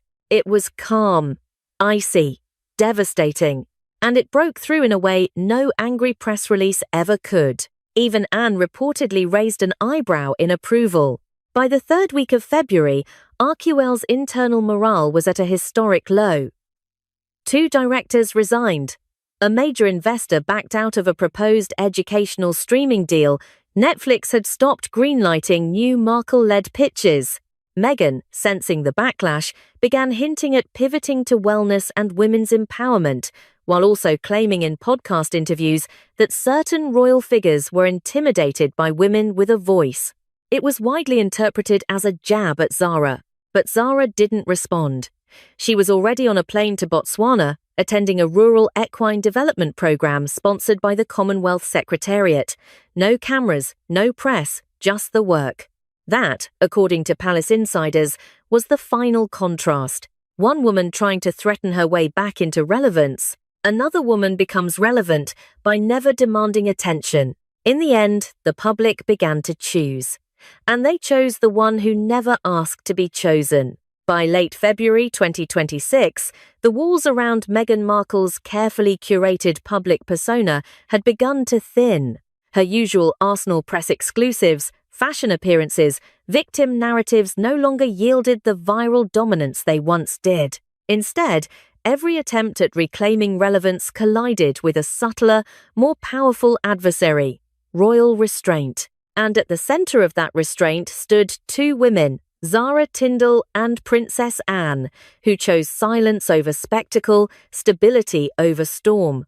The first sign came not in a lawsuit or a headline, but in a podcast. On February 22nd, Meghan appeared on a stateside women's empowerment show titled Undaunted. The teaser was pure Markle, poetic metaphors, velvet voice, controlled outrage. But somewhere between rehearsed lines and off-script emotion, her composure faltered. Some women stay quiet because it's safe. Others because they've been taught that silence is elegance.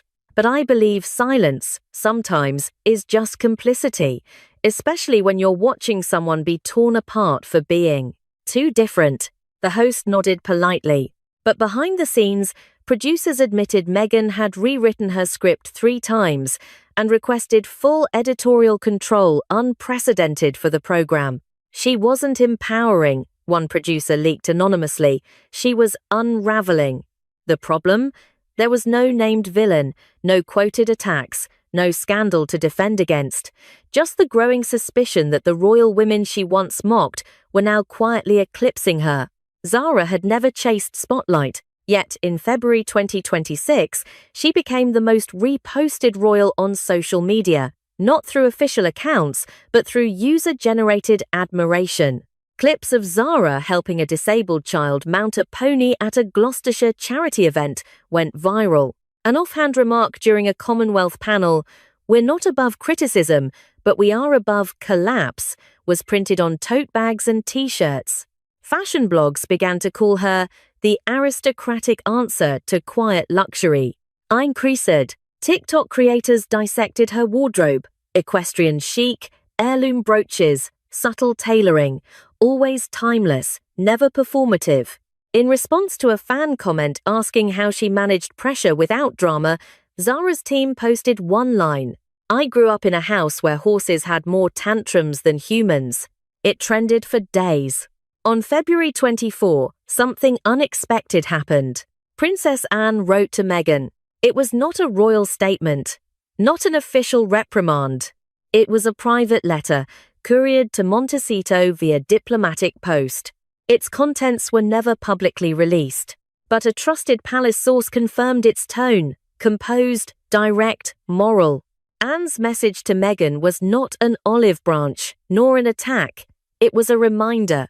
Royalty is not inherited through blood alone. It is earned in the spaces between headlines, in how one endures, not just how one speaks. She invited Meghan quietly to return to the path of public duty, not as a duchess, not as a celebrity, but as a woman capable of choosing legacy over leverage. Meghan never responded. While Zara graced the cover of Country Life, Meghan received a different kind of attention. On February 26, U.S. tax authorities, specifically the IRS Exempt Organizations Division, opened a formal inquiry into Archewell Foundation's grant distribution model. At issue were discrepancies between donor intent and actual programming. The investigation was triggered by an anonymous whistleblower filing Form 13909, a tax-exempt organization complaint. Allegations included misuse of brand-affiliated travel expenses, donor naming rights conflicts, inflated PR budgets masked as charitable storytelling. For the first time, the scrutiny wasn't coming from British tabloids. It was American, federal, and immune to media spin. Meghan's lawyers issued a vague statement. The Archewell Foundation is committed to full transparency and compliance. But internally, panic set in. Several former employees were subpoenaed, financial documents were requested, and the timing couldn't have been worse. Back in London, preparations were underway not for retaliation, but for defence. Prince William reportedly ordered the Royal Communications Office to update all Sussex-era protocols, flagging potential reputational risks tied to past joint engagements. Princess Catherine advised all patronages under her name to transition softly away from collaborations linked with Archewell. Zara remained uninvolved. When asked by a royal aide whether she wanted to address the MARKLE tension, her reply was pure Windsor steel. If you know what you're doing, you don't have to explain what you didn't do. Meanwhile, Anne coordinated with Royal Legal Counsel to ensure the monarchy would not be dragged into any US legal discovery processes. Should Meghan pursue litigation as she had hinted, they would neither assist nor obstruct. "We are not players in her story," Anne said. "We are the page she cannot rewrite." A haunting photo emerged from an LA cafe.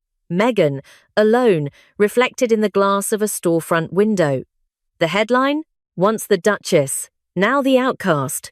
A royal source close to Prince William later commented, "She wanted power. She forgot we didn't show it. We hold it." Back in the UK, Zara watched the coverage with quiet indifference. She had just returned from a 3-day veterinary research conference and was preparing for a Royal Military Charity Gala. As she stepped out of her car in a navy cape coat and sapphire brooch, a reporter shouted, "Any words for Meghan?" Zara smiled faintly and said, "None needed." The crowd applauded, the doors closed behind her, and just like that, the world turned its gaze back to those who chose purpose over performance. Under the morning drizzle of a London spring, Zara Tindall stepped through the wrought iron gates, not as an Olympic equestrian or granddaughter of a queen, but as the newly appointed Special Envoy for Heritage and Sport, a royal position created in honour of her decades-long service to the Commonwealth. No announcement had been made in advance, no photographers were tipped. It was Princess Anne's idea. "Let the moment speak for itself," she told the palace staff. And it did. Wearing her grandfather Prince Philip's teepin restored, reset, and gifted by her mother Zara, stood beside King Charles and accepted the title with a bow of her head and a steady gaze. Her role would now include overseeing royal patronages across Commonwealth youth sporting programs, with special focus on female empowerment and post-trauma equine therapy.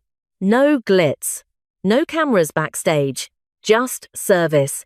That same morning, Meghan Markle launched a global live broadcast titled The Cost of Silence, streamed from a luxury loft in downtown Los Angeles. With curated lighting, a designer suit, and a black and white montage of old Windsor footage playing behind her, Meghan addressed an audience of nearly 500,000. She began softly, then sharpened her tone.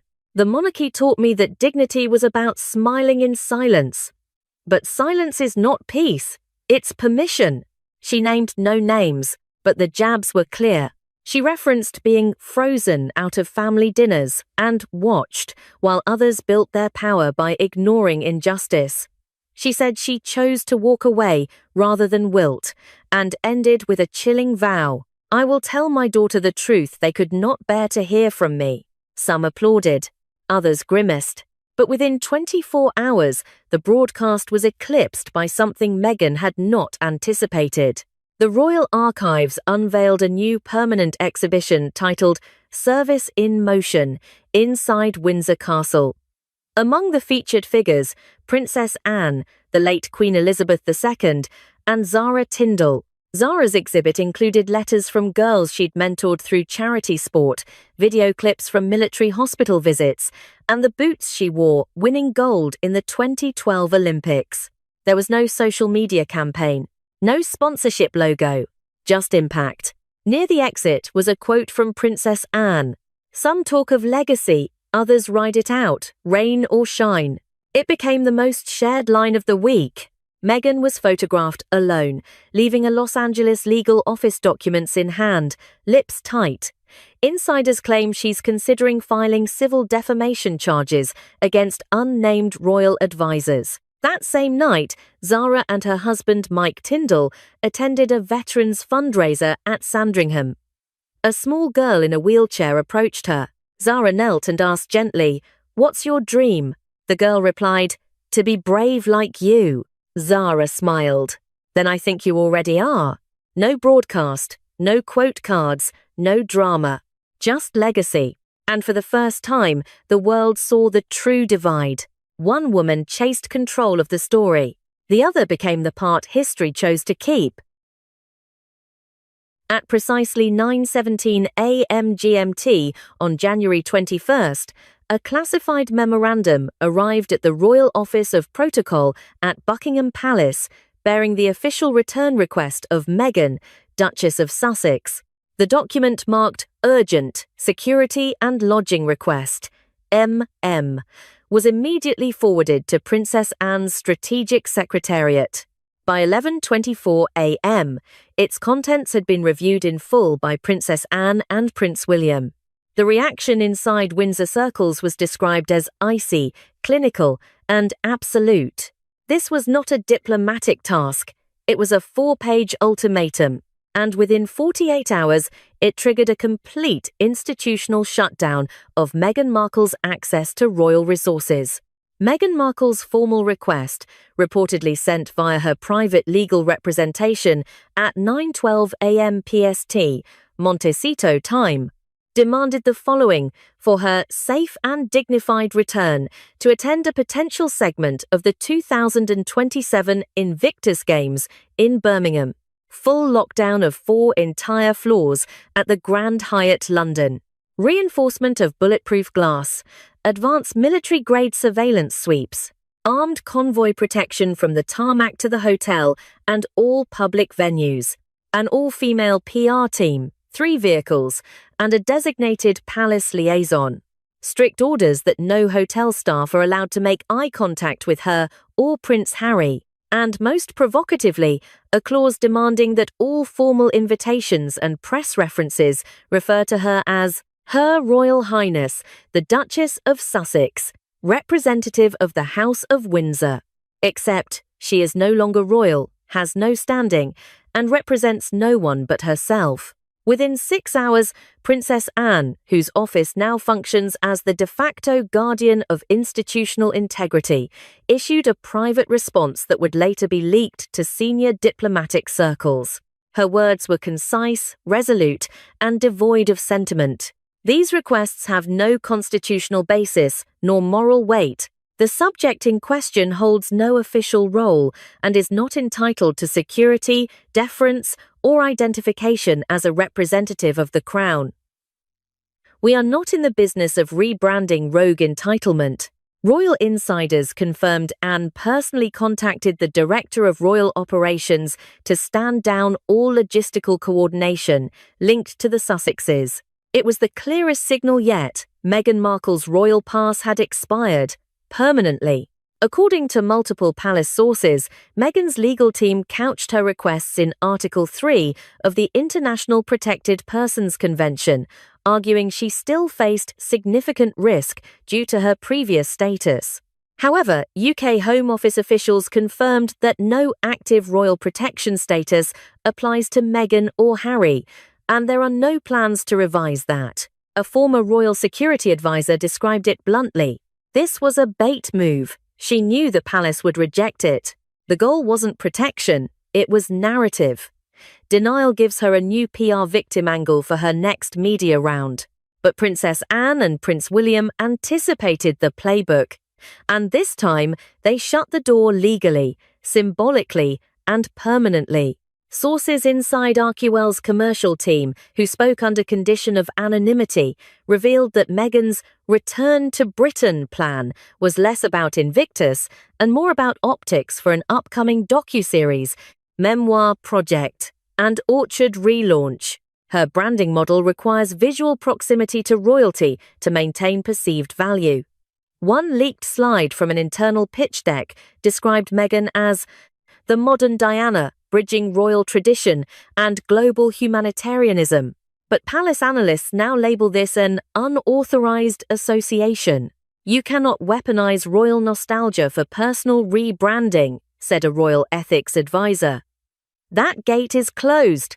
Netflix is said to have slashed future Sussex funding by 42% due to missed performance benchmarks.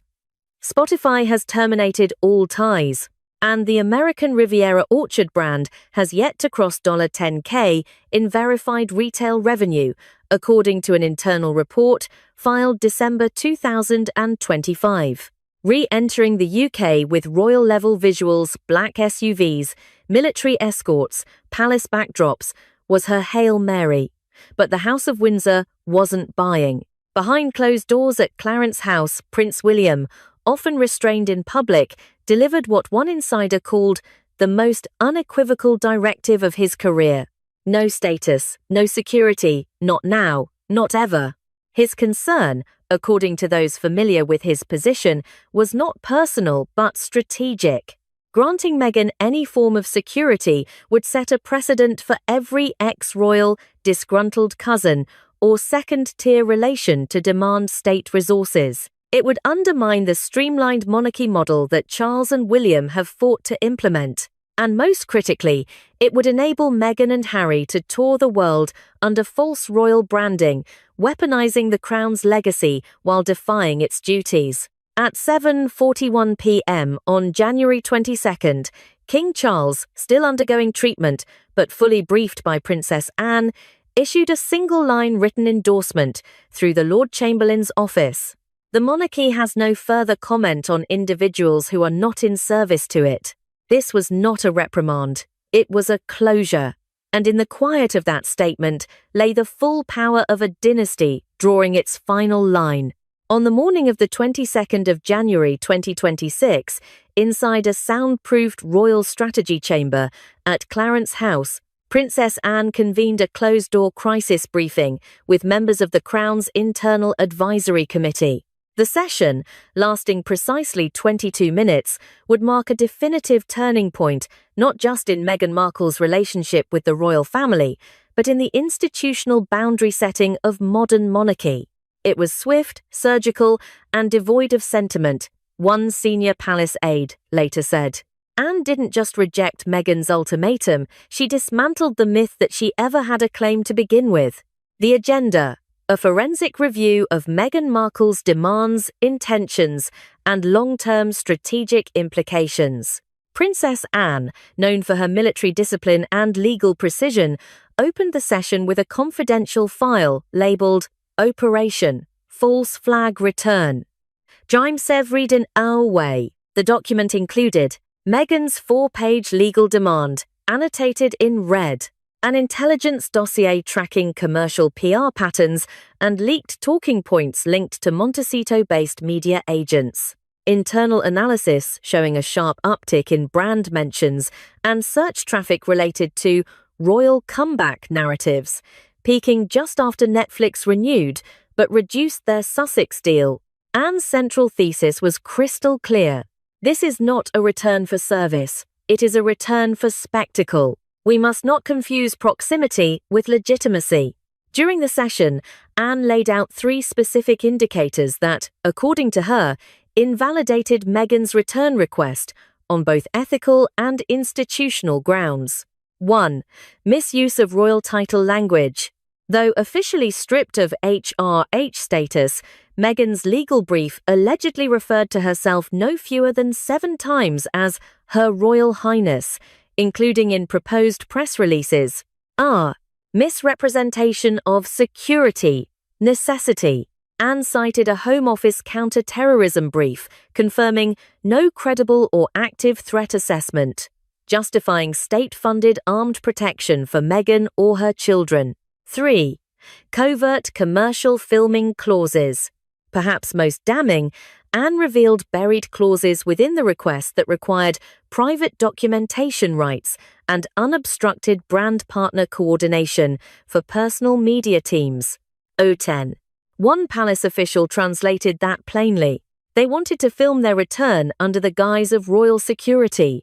That's not a safety request, that's a set. Although Princess Anne led the session, Prince William's presence served as the Crown's moral compass. He spoke briefly just once, but his words echoed long after. If we say yes to this, we turn the monarchy into a red carpet.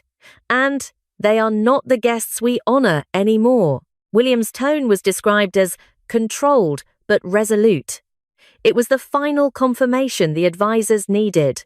Within the hour, a motion was passed to issue a formal institutional block on all Meghan-related royal coordination requests. No security, no PR facilitation, no visibility. Princess Anne also introduced a psychological model dubbed the legacy loop, an internal Crown term for the repeated pattern where Meghan attempts to associate with royal visuals, UK visits, Diana, tributes, tiaras, Invictus, leverage public sympathy, press narratives of rejection or racism, monetize fallout, interviews, books, merchandise.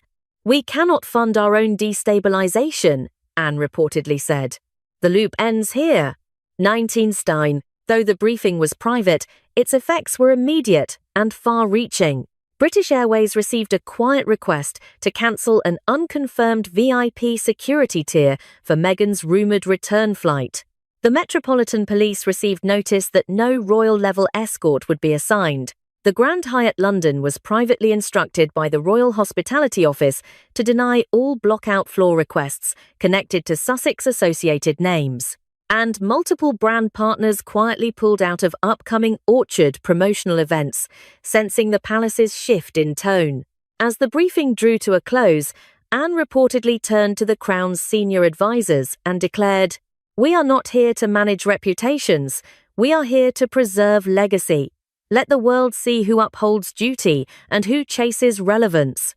For months, Meghan Markle's legal and media team built a narrative on what they assumed was palace hesitation. But as of January 2026, one truth has crystallized inside royal circles. The monarchy was never silent out of uncertainty, it was silent out of calculation. Silence, when strategically deployed, said one royal constitutional advisor, can be louder than any press release. Meghan mistook that silence for weakness. She failed to recognize it as the calm before institutional rejection. From Montecito to London, the gulf of misinterpretation widened. Meghan believed a lack of public rebuttal meant tacit permission to re-enter royal territory. In reality, a precisely timed operation, overseen by Princess Anne and sanctioned by Prince William, had been unfolding in the shadows since mid-November 2025. November 14, 2025. The Royal Media Office receives its first soft request from a Sussex representative regarding a potential visit to the UK, under the pretext of attending a charitable anniversary event linked to Diana's legacy. The 22nd of November 2025. The Office of Princess Anne flags coded PR terminology within Meghan's email, reclaiming visibility. Diana's emotional blueprint and legacy-driven optics. The 1st of December 2025. William issues a verbal instruction to Buckingham aides.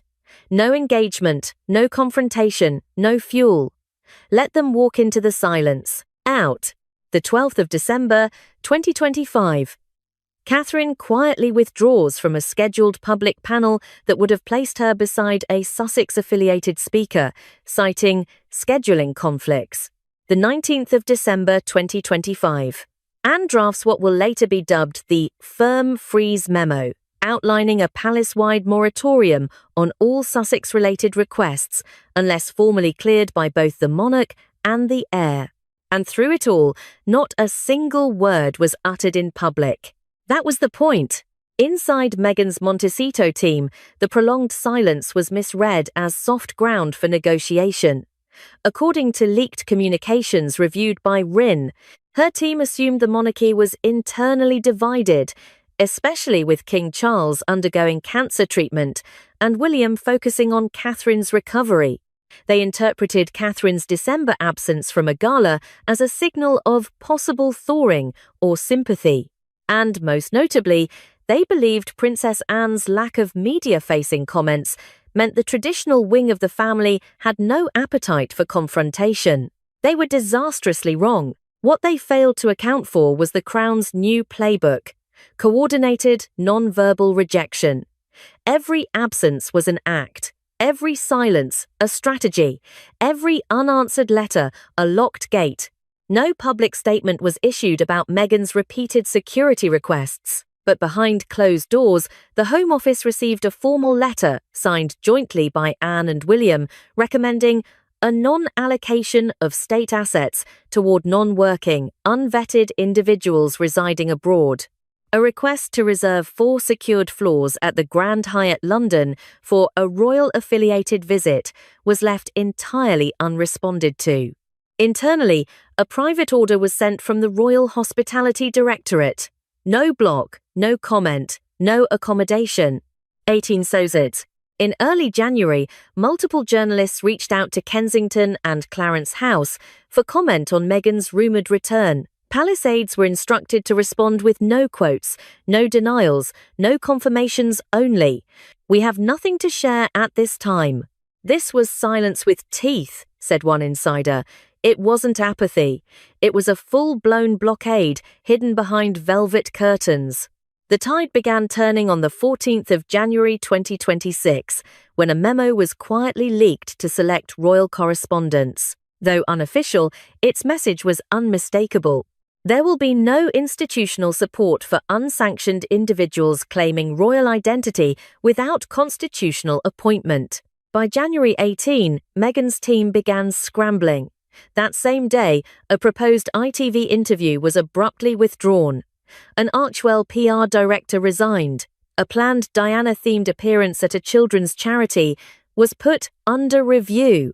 Meghan reportedly issued an internal directive: "We need to get them to speak." Silence is killing momentum. But the monarchy remained silent until the incident at Street Bridget's orphanage on December 23 finally gave them the perfect trigger to respond with thunder. What Meghan misunderstood was that the monarchy had evolved past reactive statements. Under Princess Anne's stewardship, the Crown no longer clarifies rumours. It defines legacy through institutional posture, not media cycles. As one senior communications advisor put it, "She came from Hollywood, where silence is fear. Here, silence is law." And as the dust settled from the orphanage scandal, the royal family's silence transformed into an avalanche of official decrees, beginning with the revocation of Camilla's titles, a permanent ban on Sussex representation, the stripping of all royal accommodation and protection privileges. In a closed-door follow-up on January 22, Princess Anne is reported to have said, "From this day forward, let no one confuse our restraint with regret. We have not forgotten, we have simply moved beyond them." It was nearing midnight on the 23rd of December 2025 when a red phone line inside Windsor Castle rang a line typically reserved for internal royal affairs and heads of national institutions. This time, however, it was used for something far more personal. On the other end was Dr. Evelyn Marshall, the director of Street Brigade's Children's Hospital in London. And on the line was King Charles III. To understand the gravity of this call, we must revisit the timeline. The 23rd of December 2025. 10:42 a.m. Camilla, then Queen Consort, was live-streamed, making a dismissive remark toward a severely burned orphan named Pearl during a royal Christmas charity visit. Her exact words, captured clearly by an official camera feed, were, "You expect me to set foot in this scarred little stinkhole? I wasn't born to endure this filth."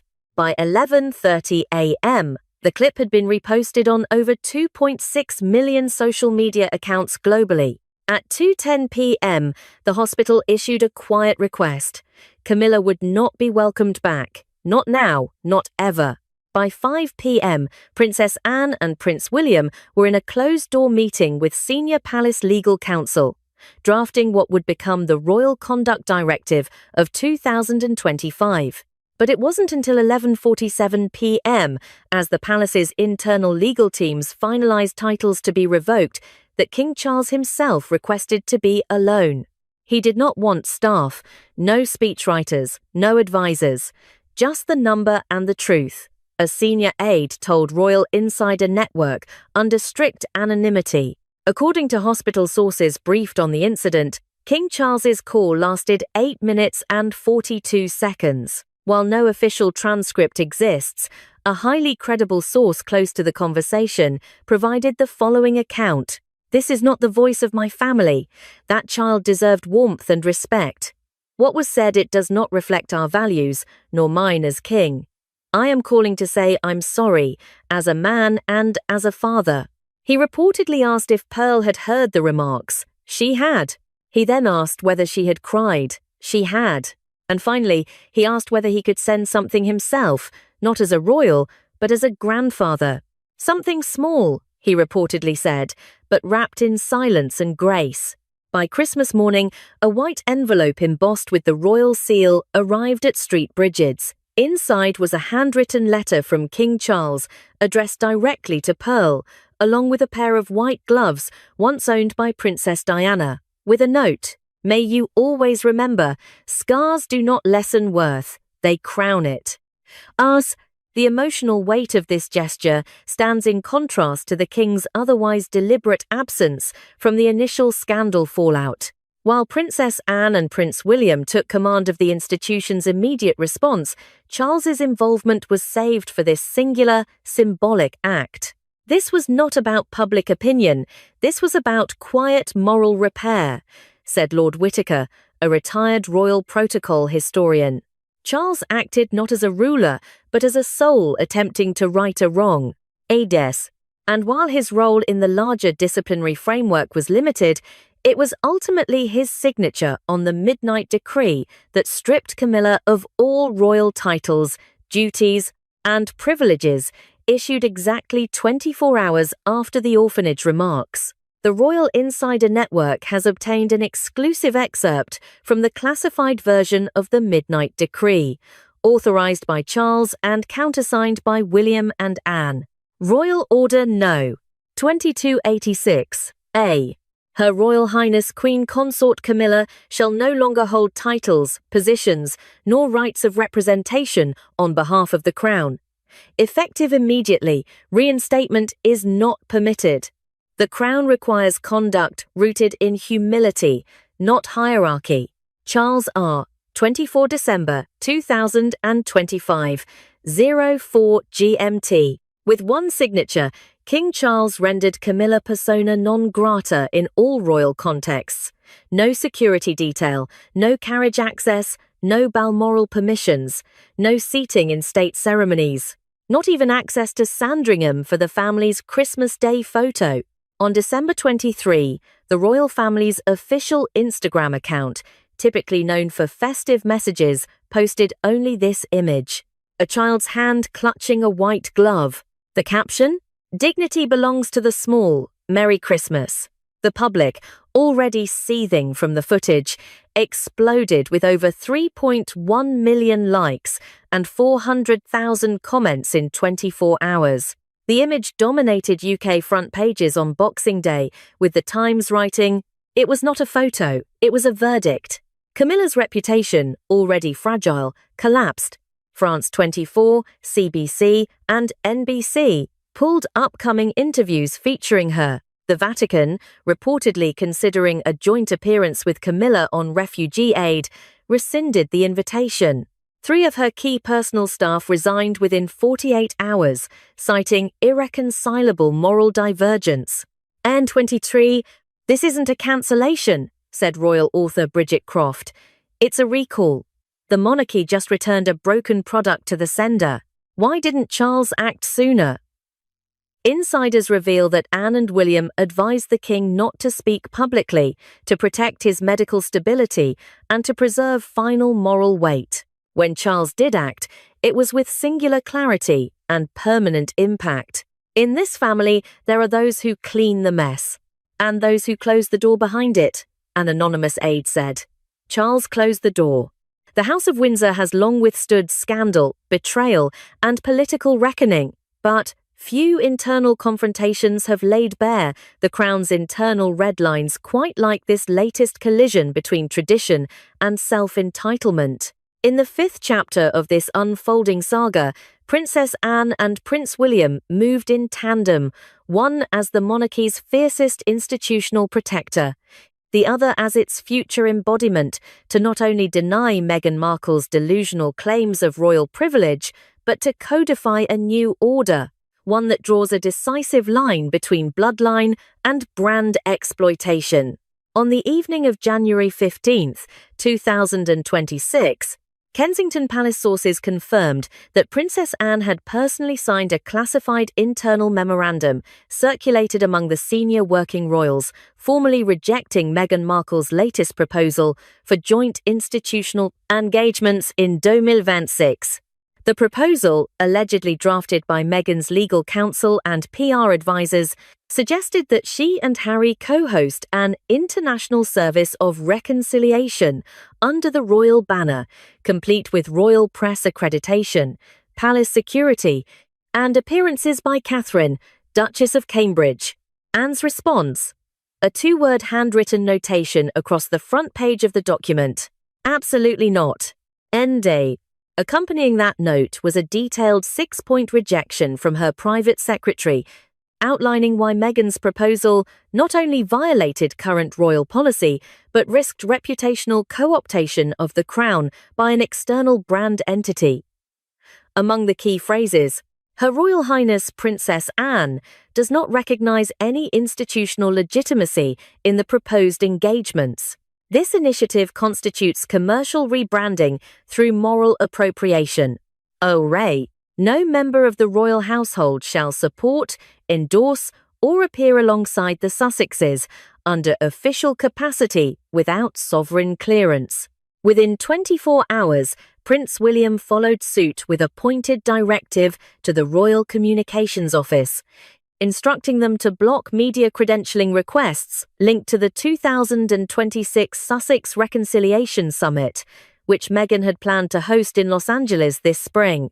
A source close to the Prince of Wales described his stance in unmistakable terms. It's not about personal vendettas, it's about principle. You do not get to sabotage the monarchy for 5 years, then turn around and ask for a co-branded redemption tour, especially when that tour is sponsored by your podcast advertisers. Estelle, William's office also reportedly submitted a formal clarification to the BBC's Royal Editorial Desk, warning them against labelling the Sussex event as a royal family reunion, a phrase used in early drafts of the summit press release. A leaked segment from Princess Anne's remarks at a private reception for the armed forces on January 16th added further weight to the Crown's resistance. Speaking to senior officers and advisors, Anne is said to have remarked, "There is no pathway back for those who traded institutional integrity for commercial relevance. We are not an insurance policy for reputational crises, nor are we symbols to be invoked at one's leisure. The door is closed not out of spite, but out of necessity." These remarks, though not released publicly, were confirmed by 2 independent attendees. One called Anne's tone measured but thunderous, noting that she invoked historical precedent, the abdication of Edward VIII in 1936, and the subsequent freezing of all royal associations with him post-war. Meanwhile, King Charles, whose role in this drama has been notably quiet, remained behind the scenes at Balmoral, reportedly weighing the constitutional implications of Meghan's continued usage of royal titles in media engagements, despite repeated requests to desist. In a sealed letter to the Privy Council, confirmed by palace sources but not yet made public, Charles is said to have stated, The use of royal nomenclature in commercial or symbolic contexts, absent sovereign approval, shall henceforth be deemed a misrepresentation of Crown endorsement and will incur formal reprimand.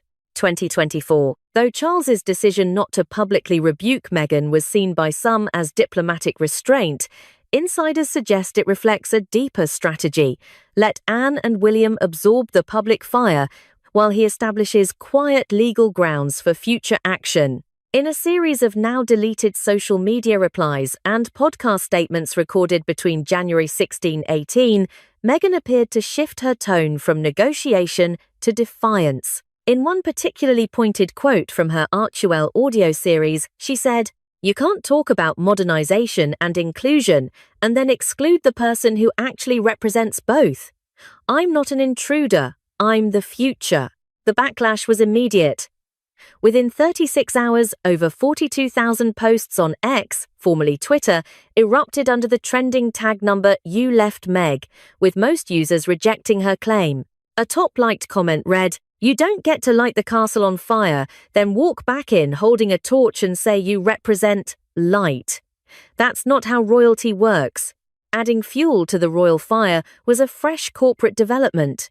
Warby and Stone, a luxury European eyewear company that had inked a promotional partnership with Archewell, announced it would suspend all campaigns pending reputational review. And quote.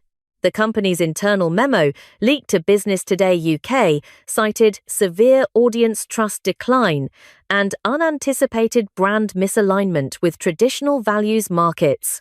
At precisely 9 a.m. on January 20th, 2026.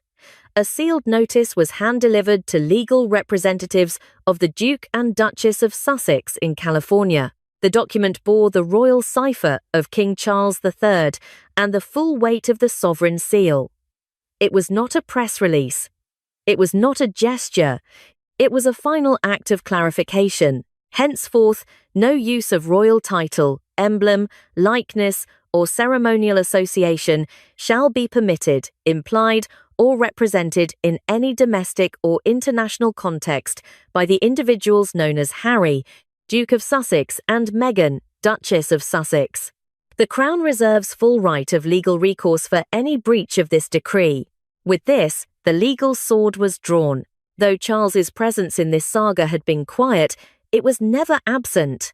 And in this final move, the king fulfilled his constitutional role not as an emotional father, but as guardian of the crown's sovereignty.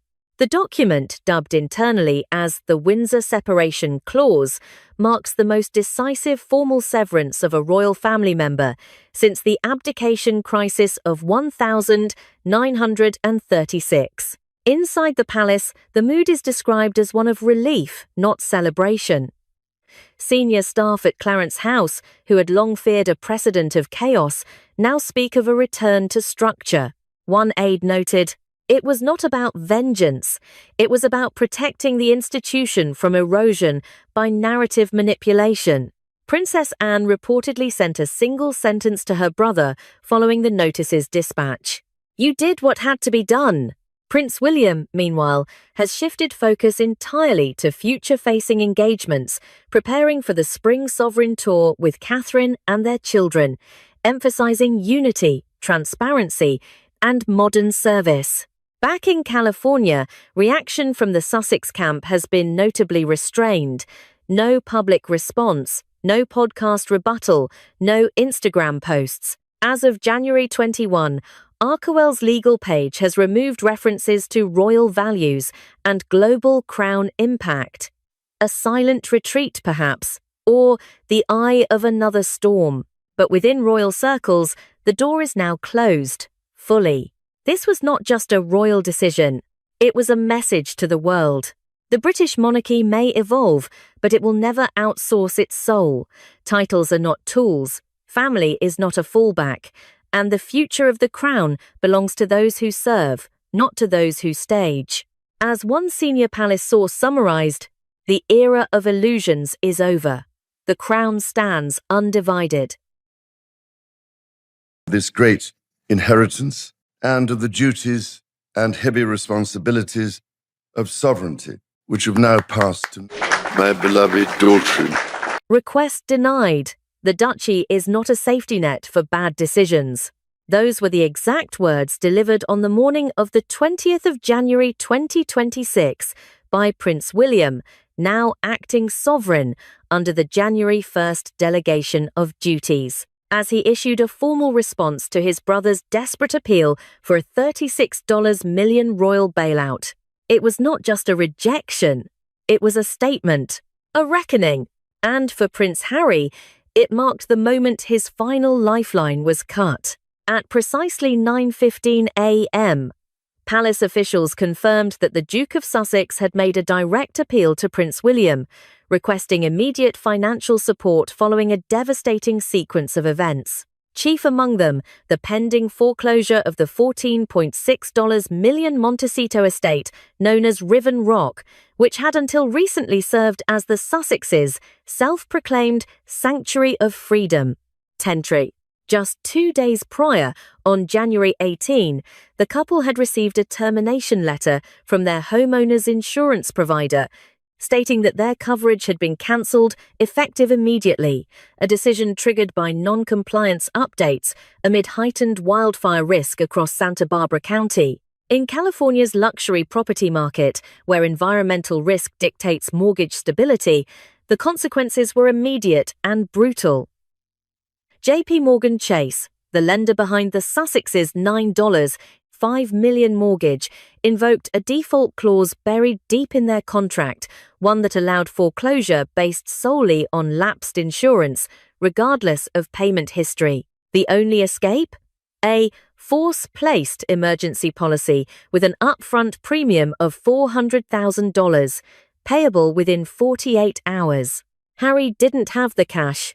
Instead of contacting his attorneys or financial advisors, Prince Harry placed a direct call to Kensington Palace, reportedly bypassing royal protocol and insisting on an urgent review by William himself. The request wasn't modest.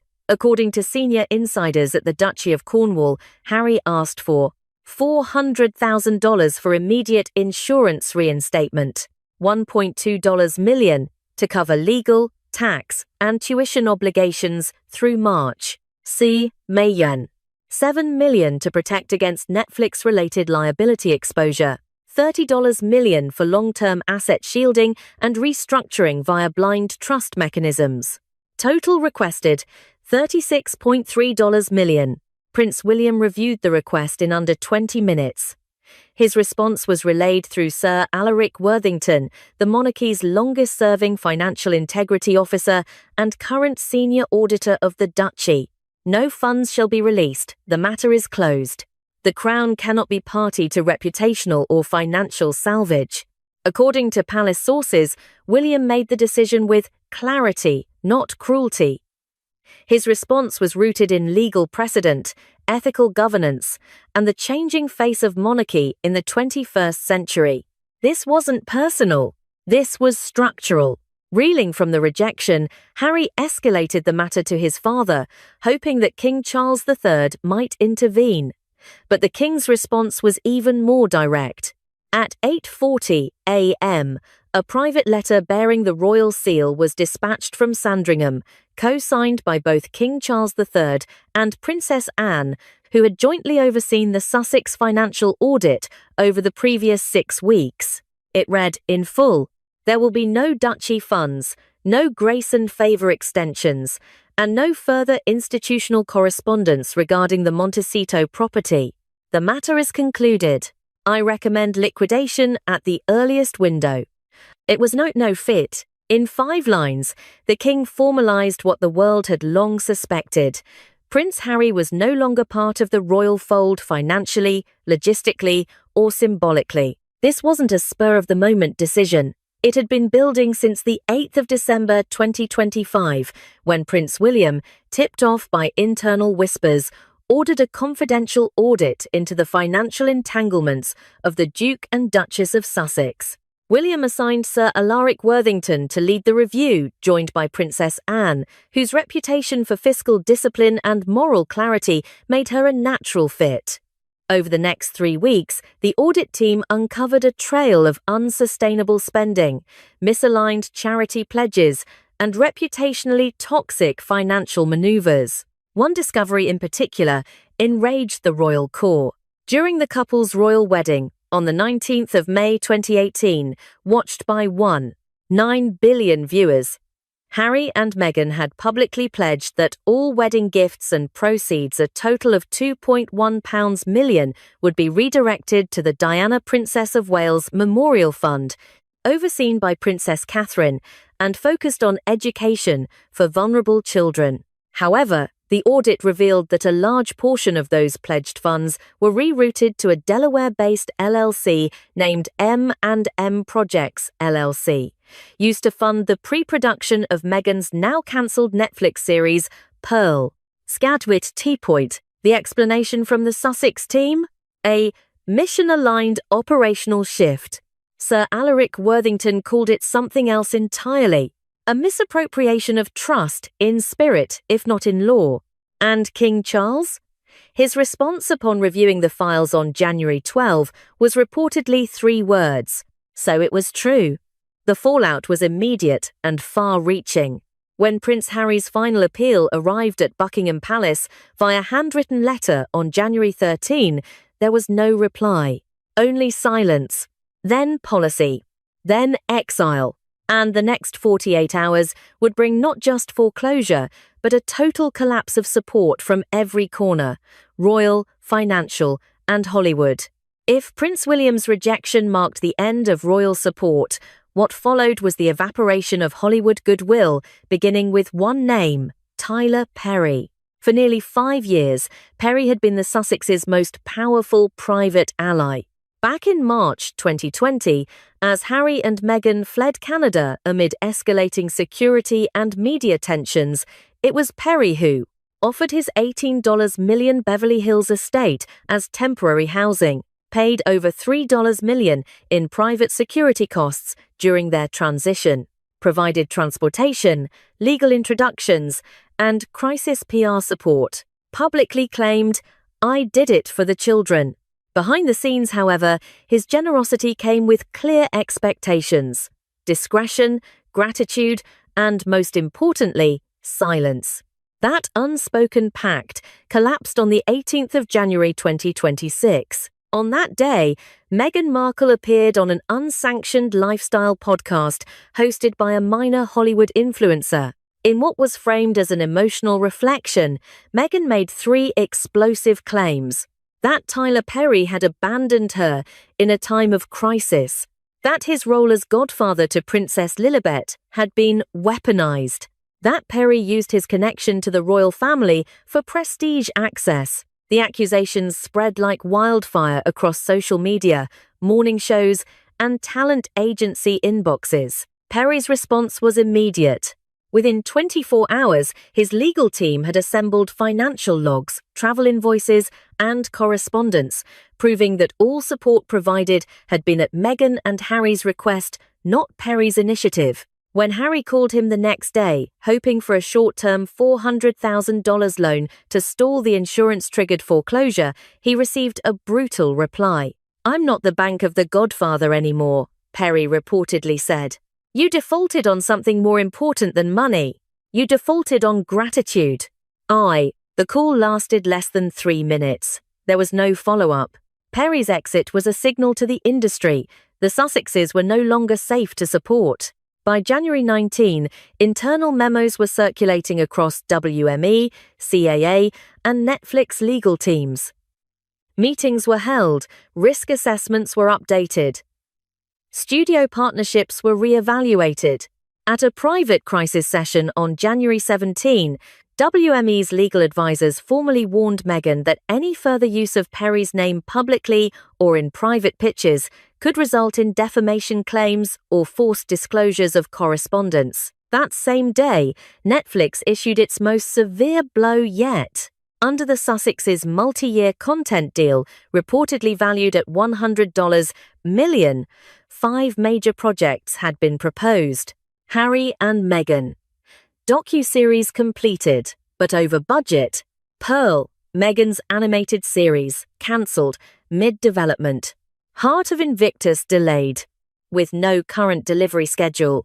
A scripted royal drama, shelved without production. A children's special underperformed critically and commercially. With only one fully delivered project and several violations of deliverables, the studio exercised a performance clause buried in the 2020 contract. On January 17, Harry and Meghan were served with a $20 million clawback notice. The legal brief, reviewed by Legacy's Edge, classified the Sussexes' Netflix portfolio as non-compliant. It said, one executive described the decision bluntly. This isn't a creative dispute, it's a contract failure. The fallout reached the Sussexes' own foundation. By January 17, all grant disbursements had ceased since October 2025. The UK office in Mayfair was closed. The US team was reduced to 2 part-time contractors. Internal emails ceased circulation. The foundation's website went without updates for over 40 days.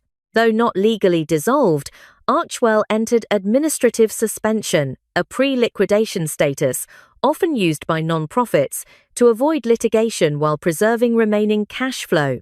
According to financial filings, the foundation now holds under $1.1 million in unrestricted cash, barely enough to cover operational costs through March. With the Crown turned away, Perry out, Netflix hostile, and Archewell in stasis, the Sussexes were left in isolation. The phrase used by one former Archewell board member, they didn't burn bridges, they set fire to the whole coastline. And with Riven Rock on the verge of seizure and public scrutiny mounting, the couple took one final step, a desperate, secretive move to liquidate the only major asset they had left. By the early hours of the 20th of January 2026, the Montecito estate, once hailed as Harry and Meghan's haven of freedom, had become a financial time bomb, with only hours left on the clock. Riven Rock, the 18,000-square-foot, 9-bedroom mansion nestled in Santa Barbara County, had once symbolized the couple's independence, luxury, and celebrity reinvention. But now, stripped of insurance, entangled in contract breaches, and facing public fallout, the estate stood at the center of a quiet storm. And behind its manicured gates, a covert operation had begun. To avoid headlines, the Sussexes triggered a Protocol Lapis sale, an elite, NDA-based pocket listing strategy used only by ultra-high net worth individuals seeking to offload sensitive properties without public disclosure. The listing was never published. There were no photos, no open houses, only whispers among discreet brokers serving Gulf royalty, Silicon Valley billionaires, and foreign dignitaries. But the strategy backfired. Over the span of just 48 hours, at least 4 vetted buyers reportedly withdrew after initial interest. Their reason? The house is beautiful, said one Beverly Hills realtor, but buying it means inheriting the Sussex name. And right now, that name is radioactive. It's one so had fickle. Behind closed doors, investors cited 3 key deterrents: litigation risk, active disputes with Netflix, possible lawsuits from former Archewell staff, and potential tax exposure tied to the estate's partial use for non-profit operations. Insurance complications. The property's wildfire risk rating had increased following the January 18 lapse, triggering elevated premiums and limiting buyer pool options to full cash purchasers only. Public image toxicity. For many prospective buyers, especially those in global finance or government, the association with a declining royal brand posed reputational harm.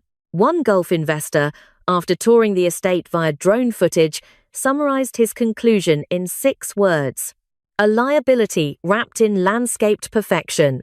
Inside Riven Rock, the unraveling was even more painful. On January 16, Harry and Meghan vacated the master wing of the mansion, relocating with their children to the guest house suite behind the pool, an area once reserved for VIP guests and visiting security advisors. By January 18, aerial drone footage captured the slow dismantling of what had once been a fortress.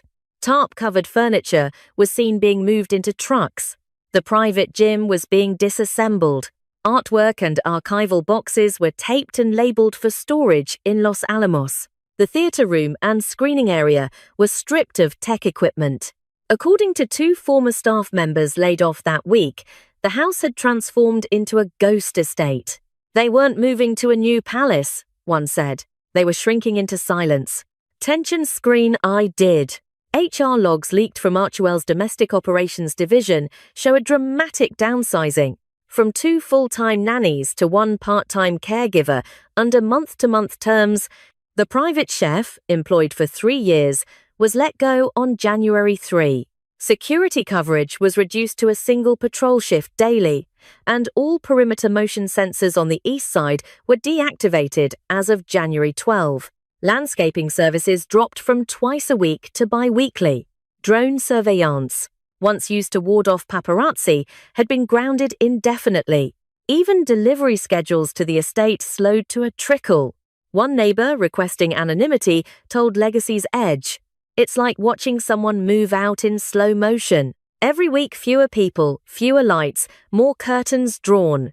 The most painful shift, however, came in the lives of Archie and Lilibet. For 2 years, both children had attended Kate School, one of the most elite preparatory institutions in California. With its ocean views, tight-knit alumni network, and $48,000 plus annual tuition, Kate had offered not just education, but insulation. But on January 8, both children were quietly withdrawn. There was no farewell blog post, no official statement, only a brief, now-deleted comment from MEGHAN on an influencer podcast. "We're focusing on emotional wellness and giving the children space to just be children."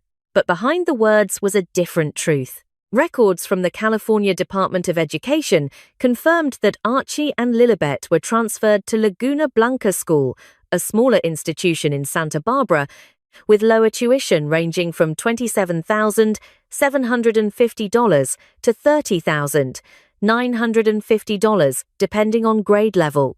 The move represents a savings of $45,000 per year, but came with trade-offs. Less security infrastructure, no royal-aligned donor protections, fewer celebrity families, and thus less anonymity. One Kate School faculty member said, "It wasn't about wellness. It was about money. The kids disappeared overnight." Unquote. By January 19, the once grand estate had been effectively reduced to a vacation-sized footprint. The staff wing had been closed and locked. The children's rooms consolidated into a shared nursery.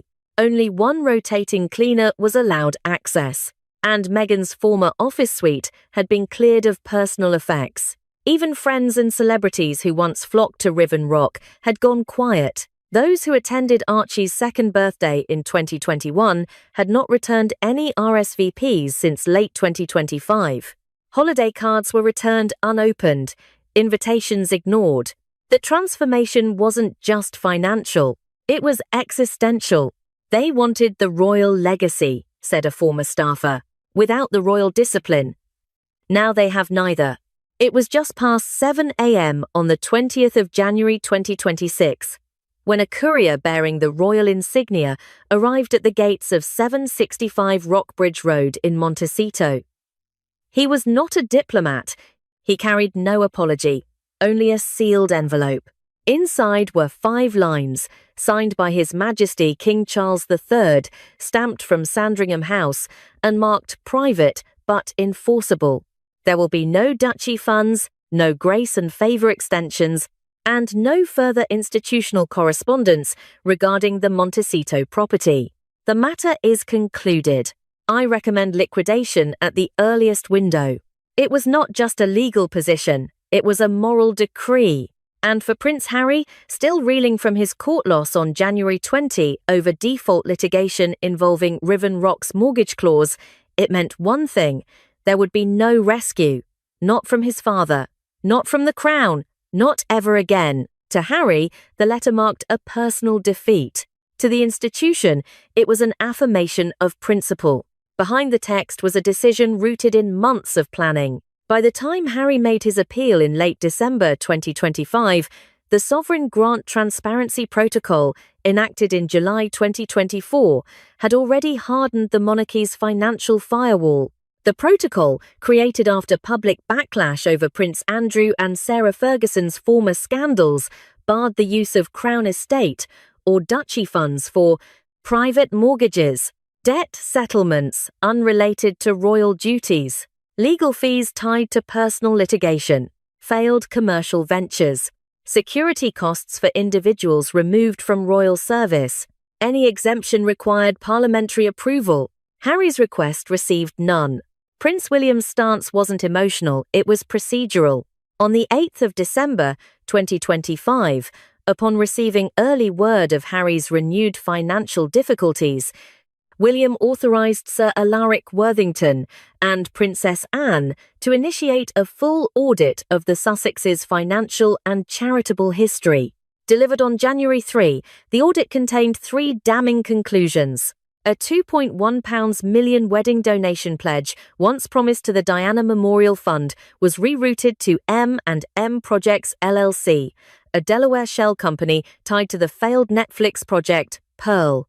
The palace had backfilled £1.8 million in 2021 to quietly cover the shortfall and avoid public scandal. Over 5 years, the Sussexes demonstrated a pattern of financial mismanagement, content monetization of royal assets, and misuse of public sentiment for personal ventures. "This wasn't misfortune," William reportedly told aides. "It was mismanagement, and we won't inherit the consequences." His final instruction: no bailout, no exceptions, present it to the king. 89. Princess Anne, known for her austere loyalty and unshakable integrity, was furious. Reviewing the transcript of Harry and Meghan's 2018 wedding speech, she underlined one sentence in red ink: "We will honour Diana's spirit by giving back, not taking more." Then she added her own remark: "This wasn't a mistake, it was a strategy, and we paid for it." The monarchy had spent years protecting the Sussex brand from full collapse. But no more. When the audit was delivered to King Charles on January 12, he said nothing at first. But later that evening, according to royal insiders, he met privately with his finance committee and legal counsel at Sandringham. Their conclusion was unanimous. Any attempt to subsidize Harry would violate royal protocol, public trust, and the law. Charles gave his answer the next morning. It was 5 lines long. Some observers expected outrage, but inside Buckingham Palace, the tone was firm and quiet. A senior Privy Council advisor put it simply: "This is not about punishment, this is about precedent." From Charles's view, the monarchy had learned its lesson. In 2021, when Prince Andrew faced civil charges linked to Jeffrey Epstein, the palace refused to assist with the £12 million out-of-court settlement. That payment came from Andrew's private trust, and he was stripped of all royal duties and grace and favour housing. Sarah Ferguson had experienced similar treatment.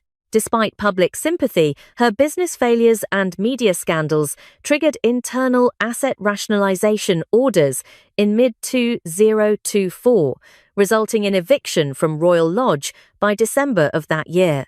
The new policy under the Sovereign Grant Protocol made one thing clear: no more silent subsidies.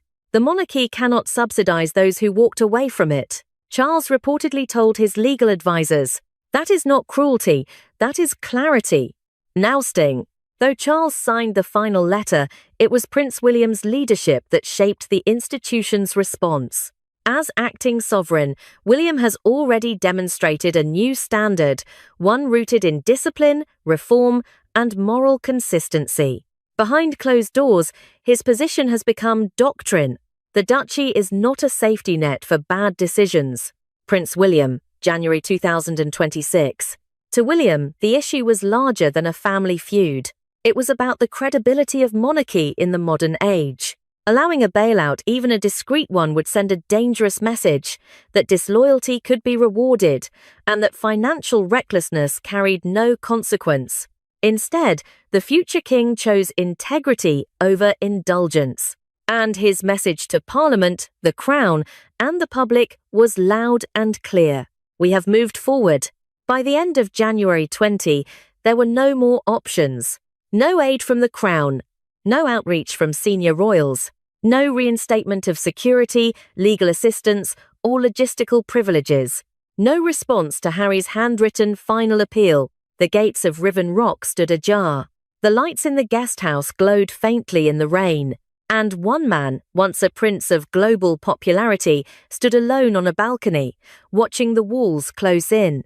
The Sussexes were no longer suspended. They were severed. The silence from Buckingham Palace may have been deafening, but it wasn't aimless. It was a deliberate strategy, one that sent a louder message than any press release ever could. As the Sussex household quietly unravelled, the Crown tightened its grip on institutional integrity, shifting focus from confrontation to consequence. By the 21st of January 2026, peerage review discussions, once dormant and politically delicate, were quietly reactivated by senior parliamentarians, backed by recommendations from the Cabinet Office. At issue, the continued use of the titles Duke and Duchess of Sussex, granted in 2018, but now seen as a reputational liability. A confidential memo circulated among the House of Lords outlined concerns of inherited privilege being weaponized against the national image, citing not only the Netflix scandal, but the unauthorized podcast attack on Tyler Perry and the diversion of Diana memorial funds. The debate had officially moved beyond Buckingham Palace. It was now a constitutional matter. Inside the Sussex camp, the collapse was accelerating.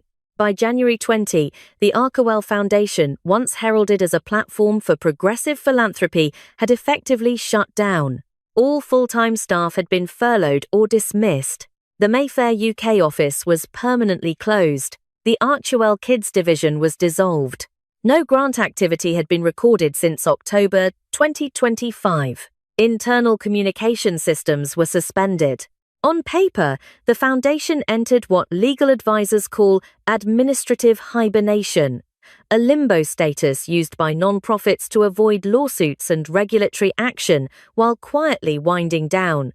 Documents filed with the California Registry of Charitable Trusts revealed Arkewell's unrestricted reserves had fallen below $1.1 million, making it legally unsustainable past March 2026. Meanwhile, MEGHAN's proposed documentary series, Motherhood and Reinvention, slated for a spring 2026 release, was pulled by WME on January 19, citing reputational risk and external legal entanglements. The collapse was complete. No donors, no projects, no platform, just paperwork and silence.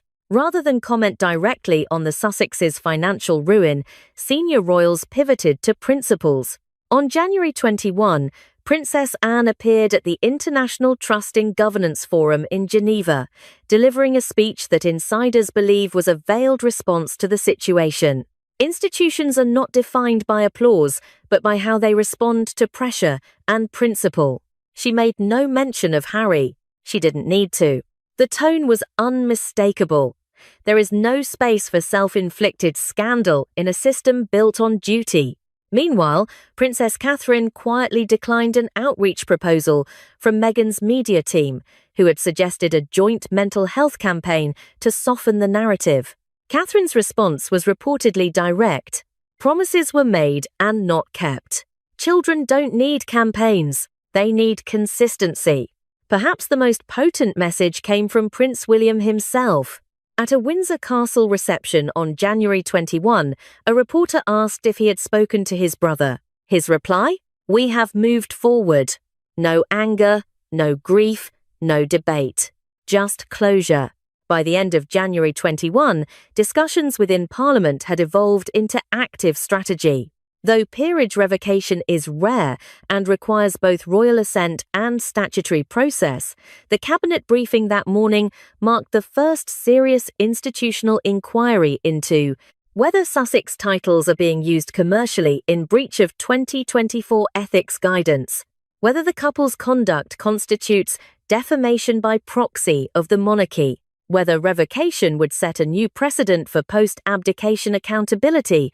One senior MP stated anonymously, "This is no longer about freedom of speech.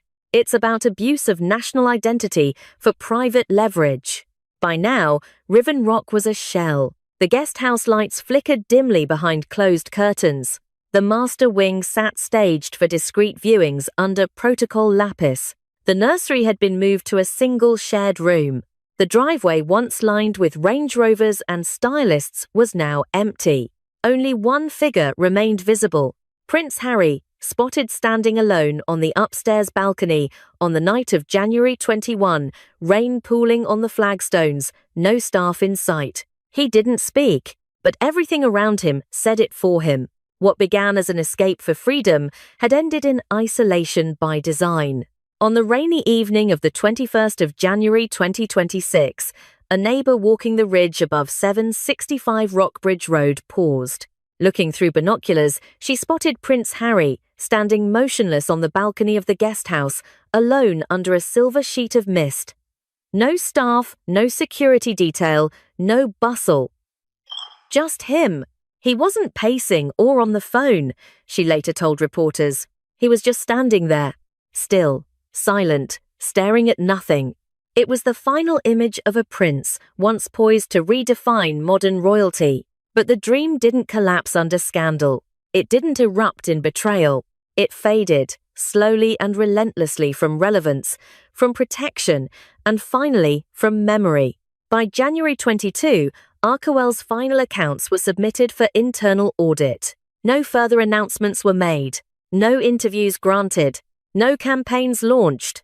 Hollywood had gone quiet. Buckingham Palace stayed silent. The public, split but increasingly indifferent. Not because they didn't care, but because the story had run its course. They built a brand around burning bridges, one former donor said. Then they ran out of wood. At Buckingham Palace, meetings resumed without interruption. Jubilee planning moved forward. Princess Anne returned to her security summit in Berlin. Princess Catherine reviewed new Diana Fund proposals for school expansion in Leeds. Not a single insider mentioned Montecito. The Sussex name vanished from meeting notes. They were not included in state event briefings, diplomatic protocol memos, or royal correspondence summaries. As one Privy Council official summarized bluntly, the refusal to comment is the comment. Some sympathized, others condemned. But for the Crown, this moment wasn't just personal, it was structural. The monarchy had spent years modernizing without compromise, tightening its fiscal oversight and drawing moral boundaries in a world of brand building and streaming deals. This wasn't about punishment, said one senior aide. It was about defending the institution from slow erosion. Every exception weakens the whole. In this new era, loyalty is not sentimental. It is measured, evaluated, and reciprocated. For Prince William, the decision to block the $36 million bailout wasn't just about denying funds. It was a declaration of his leadership model: firm, process-based, and unshaken by emotional appeals. Insiders now describe his January 3 directive, no bailout, no exceptions, as a defining moment in his transition from heir to de facto head of the monarchy. He may not wear the crown yet, but his signature is already on its future. The titles of Duke and Duchess of Sussex still technically exist, but with peerage discussions underway, they now resemble costumes left on a darkened stage. Riven Rock remains on the private market, no buyers confirmed, no escrow open. Arkewell is suspended. Public trust? Fractured. And Harry and Meghan? Still in Montecito. Still without insurance. Still facing a $20 million Netflix clawback. Still waiting for doors to open that no longer recognize their knock. This was not a royal feud. This was a slow, silent divorce from legacy, from structure, from discipline. The Sussexes once believed they could rebrand royalty, make it palatable, profitable, and personal. Instead, they learned that fame is not fortune, and autonomy is not immunity. In choosing freedom, they walked away from the system. In mismanaging it, they walked away from sustainability. And in defying its ethics, they walked into exile. As one former palace aide concluded, the crown doesn't exile anyone, but it does forget them, thoroughly and forever. Sell the house. With those 4 words, King Charles III may have just sealed the fate of his youngest son. A final line drawn, a royal door closed forever. This morning, just before 9 a.m. London time, multiple senior palace correspondents confirmed what insiders had suspected for days. King Charles has formally rejected Prince Harry's request for financial assistance, effectively blocking a rumored $36 million emergency bailout. And for the first time since the Sussex departure from royal life in 2020, the rejection didn't come with a polite no comment. It came with an official notice, a written eviction order personally authorised by the King and delivered via royal courier to the Montecito estate, now teetering on the edge of foreclosure. At the heart of this escalating crisis lies the Riven Rock estate, the $14.6 million California property that Harry and Meghan once framed as their sanctuary of freedom. But now it's become the symbol of their financial downfall. And as of the 18th of January 2026, the dream collapsed into paperwork when Harry received a non-renewal notice for the estate's homeowner insurance policy, a lethal blow in wildfire-prone Santa Barbara County, where lenders like JP Morgan enforce immediate default if insurance lapses for even 24 hours. In the current climate of insurance chaos across California, caused by surging wildfire claims and mass exits from top insurers like State Farm and Allstate, even the ultra-wealthy are struggling to maintain coverage. But in Harry's case, the lapse wasn't just a red flag. It activated the default clause on the estate's $9.5 million mortgage. And under that clause, the bank has the legal right to begin foreclosure immediately, no missed payment required.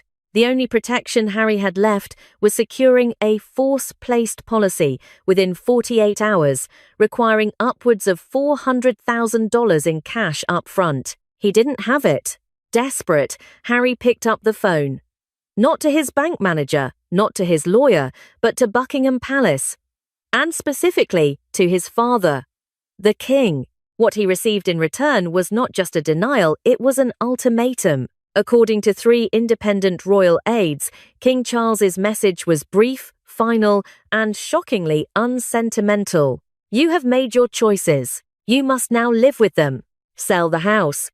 What makes this moment particularly historic isn't just the royal rejection, it's the timeline of collapse that led to it. In the early hours of January 19, emergency calls were made from the Sussex's Montecito home to advisors across 3 continents. The couple reportedly reached out to Netflix legal teams, entertainment lawyer Neil Hirsch, and even mutual friend Oprah Winfrey, who declined to intervene. Their last-ditch effort came in the form of a request to King Charles to fund the $400,000 insurance bridge and cover an estimated $1.2 million in short-term costs, including a tax installment due February 3 and legal fees tied to the pending Netflix clawback case. That call did not go well.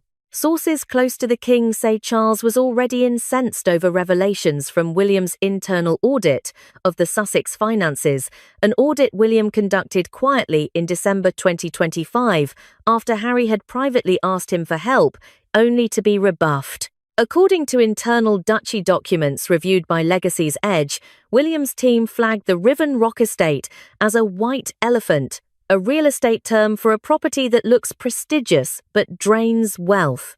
With 16 bathrooms, English-style gardens across 7 acres in a drought emergency zone, and annual maintenance and tax costs of over $1 million, the estate had morphed into a beast. Why do 2 people need 16 toilets? William allegedly asked during the audit meeting. Charles, always more restrained in tone, was reportedly more stunned than angry. That changed when William showed him the missing wedding donation documents. To understand the King's fury, we must revisit the 19th of May 2018, the wedding day of Prince Harry and Meghan Markle. In an internationally televised moment of goodwill, the couple declared they would donate all wedding gifts and proceeds valued at over £2 million to the Diana, Princess of Wales Memorial Fund. The fund, since 2020, has been restructured and directed by Princess Catherine to support education access for orphaned and sick children in the Commonwealth. But behind the scenes, that promise was never fulfilled. According to 2021 leaked tax filings at the time, dismissed as clerical errors, the money was quietly redirected into a now-defunct Delaware LLC listed as M&M Projects, believed to be a shell entity linked to Meghan's cancelled Pearl series with Netflix. The Crown had to cover the shortfall, one palace financial officer told Legacy's Edge. Charles personally authorised £1.8 million to fulfil their charitable promise after public scrutiny began in 2022. He never forgot. That betrayal, buried under years of PR spin, was reopened this week as Charles reviewed the updated audit file. The revelation triggered a royal shift in tone, and the King's rejection moved from emotional distance to formal condemnation. By late evening on the 19th of January 2026, Charles had drafted the letter of financial expulsion, which, according to one senior Privy Council official, read more like a boardroom expulsion notice than a father's plea. No royal trust, no duchy fund, and no estate income may be allocated for the extinguishment of private debt belonging to Mr. and Mrs. Sussex, the document reportedly states. This matter is now closed. This is not charity. This is a liability. Minus Gus's Hartigberg to the Tekrit Tyler Perry, according to a close associate, in a phone call that ended an era of silent support. It wasn't just King Charles who shut his doors to Prince Harry. In the days leading up to the January 20th Royal Financial Decree, another door slammed shut, this time 5,000 miles away in Beverly Hills, in a quiet boardroom adjacent to Tyler Perry Studios' West Coast office. Tyler Perry, the billionaire entertainment mogul once credited with rescuing Harry and Meghan during their post-Megxit freefall, has now formally ended all financial support for the couple. The change is not simply symbolic, it's strategic, and, according to insiders, long overdue in his eyes. In March 2020, after the couple exited their official duties and fled Canada, Perry sent his private jet, staffed his Beverly Hills compound with former Secret Service agents, and provided them with security protection, reportedly valued at $3 million over 5 months. At the time, Perry insisted publicly he was doing it for the kids. But behind closed doors, sources say his generosity was contingent on discretion and stability, both of which have unraveled. What pushed Perry over the edge wasn't a single scandal. It was a steady pattern of financial recklessness and reputational risk. Reports confirm Perry was paying for essentials, including armed security, logistics, and legal consultation, while Harry and Meghan diverted their own liquidity toward PR firms, luxury wardrobes, and optics-driven events. He was paying for their security team while they flew private to New York to speak about climate change, one frustrated former security contractor told Legacy's Edge. It felt like a bad movie, and Tyler was footing the bill. The final fracture occurred just 24 hours before King Charles issued his financial expulsion notice. On the 18th of January 2026, Meghan Markle gave an unsanctioned interview to a podcast hosted by a Hollywood lifestyle influencer, an attempt to reclaim control of the narrative. In it, she portrayed Perry as a disloyal opportunist, accusing him of abandoning her family during a moment of emotional vulnerability, weaponizing his role as godfather to Lilibet Diana, and, most controversially, pushing for a royal connection to secure a UK knighthood. Second, he only wanted to be a godfather so he could one day be knighted, Meghan said, her voice cracking. But as media outlets fact-checked the claims, a different picture emerged. It was Harry and Meghan who proposed Perry as godfather in a private Zoom call in July 2021. Royal advisers rejected the suggestion, citing the unprecedented nature of a non-British citizen holding a spiritual title in a royal context. There is no evidence Perry ever requested honours, nor pursued diplomatic channels to that effect. Even worse for Meghan, insiders close to Perry released documents and travel logs showing that he had personally covered expenses ranging from Lilibet's first birthday party to security details during their Netflix documentary tour. The impression left was one of deep betrayal, not from the billionaire, but from the royals he once shielded. When Harry, panicked by the insurance lapse, called Perry seeking a short-term loan, he was met with cold clarity. "I'm not the bank of the Godfather anymore," Perry allegedly said. "You've defaulted on something more important than money. You defaulted on gratitude." Sources described the call as short, curt, and final. There was no extension granted, no further conversations scheduled.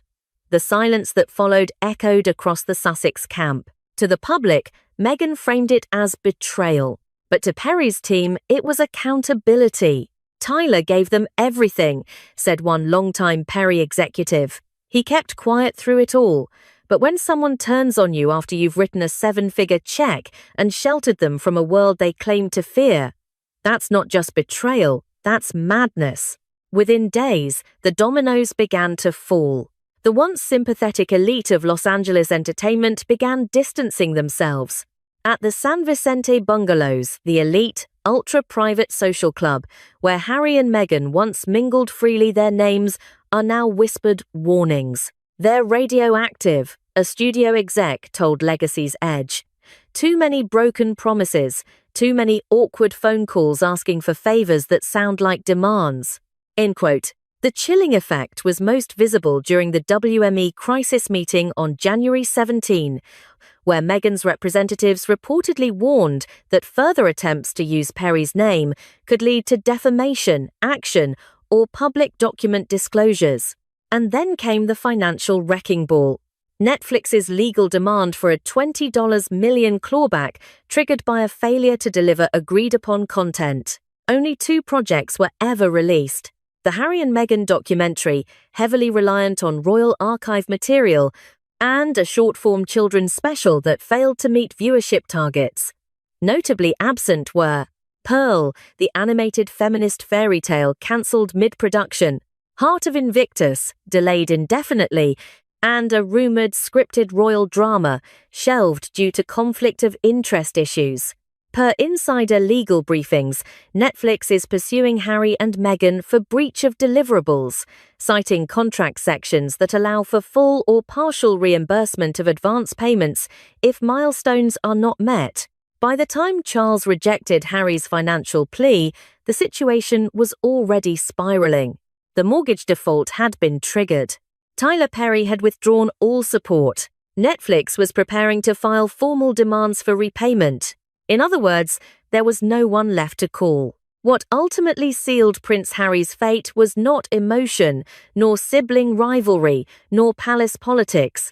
It was arithmetic. Weeks before King Charles delivered his final verdict, Prince William had already reached his own conclusion, quietly, methodically, and without theatrics. In early December 2025, after yet another indirect request for assistance reached Kensington Palace, William authorised what aides internally referred to as a duchy audit. It was not a public investigation, nor a punitive manoeuvre.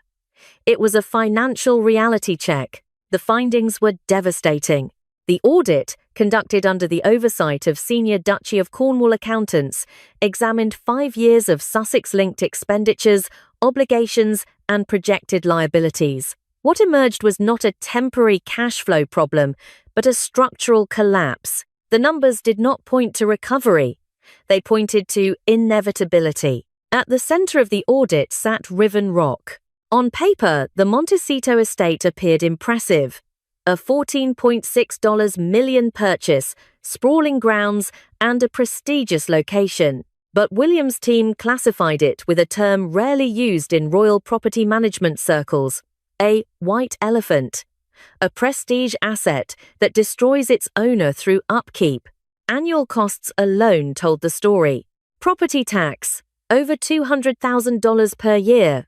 Insurance, pre-cancellation, escalating beyond $300,000 annually. Maintenance, landscaping, private security, utilities, estimated $1.2 million per year. And none of it generated income. This is not a home, one duchy official reportedly told William. It's a liability with a view. For William, raised inside an institution where palaces are state-managed assets, the situation was incomprehensible. Harry had traded a system that absorbed operational costs for a mortgage that punished ignorance. The audit concluded bluntly, no infusion of cash would make this lifestyle sustainable. But the numbers alone did not provoke William's firm refusal. What hardened his stance was a pattern. Buried in the audit's historical review was a file dating back to 2018, marked Unfulfilled Charitable Commitment, Tender. At the time of their wedding, Harry and Meghan publicly pledged that all wedding gifts and associated proceeds would be donated to charitable causes connected to Princess Diana's legacy, particularly educational support for vulnerable children. The announcement generated international praise. The reality, however, diverged sharply. According to internal palace records reviewed during the audit, the funds were never transferred to the intended charitable structures. Instead, the money was quietly redirected into private ventures linked to early Sussex commercial projects, some of which later collapsed or were abandoned. When questions arose in 2019 and 2020, the palace faced a dilemma: expose the breach publicly or preserve the integrity of the charitable promise. The decision was made without fanfare to cover the shortfall using private estate income, ensuring that the Diana-linked initiatives continued uninterrupted. William never forgot that decision. To him, the issue was not merely financial, it was ethical. A public vow had been made in Diana's name, then quietly abandoned. And now, years later, the same individuals were asking for rescue again, this time on a far larger scale. This isn't misfortune, William reportedly told a confidant, it's a pattern. By the time Harry approached William directly through intermediaries, not face-to-face, the answer was already fixed. William did not argue. He did not lecture. He presented the findings. The conclusion was simple. Any financial assistance would merely delay collapse, not prevent it. Worse, it would entangle the Duchy of Cornwall, an institution tied to public trust, in a private failure driven by lifestyle choices. The Duchy is not a safety net for bad decisions, William allegedly said. And it will not become one. This stance was later echoed almost verbatim by King Charles. The audit was forwarded upward. When Charles reviewed it, alongside revived documentation of the broken charitable pledge, his remaining hesitation disappeared. The issue was no longer about helping a son. It was about protecting the crown from repeating a mistake it had already paid for once. William's refusal was not cold, it was final. And with that, the responsibility passed fully to the king. We are not a rescue fund for reputational disasters. And senior royal household official, March 2023. To truly understand why King Charles's rejection of Prince Harry was not just personal but institutional, we must revisit the defining case that shaped this royal policy. Prince Andrew and Sarah Ferguson. In 2021, the Duke of York faced a spiraling legal, financial, and reputational storm.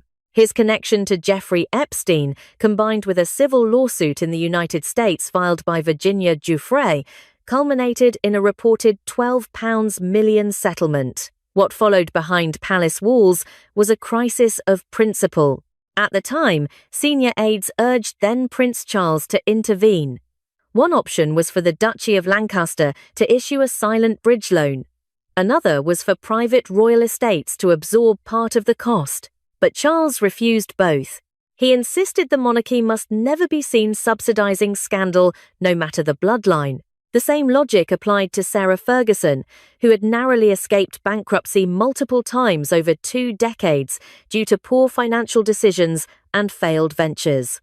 Despite pleas for institutional support, she was repeatedly denied bailouts, receiving only personal gifts from the Queen, never funds from the duchy.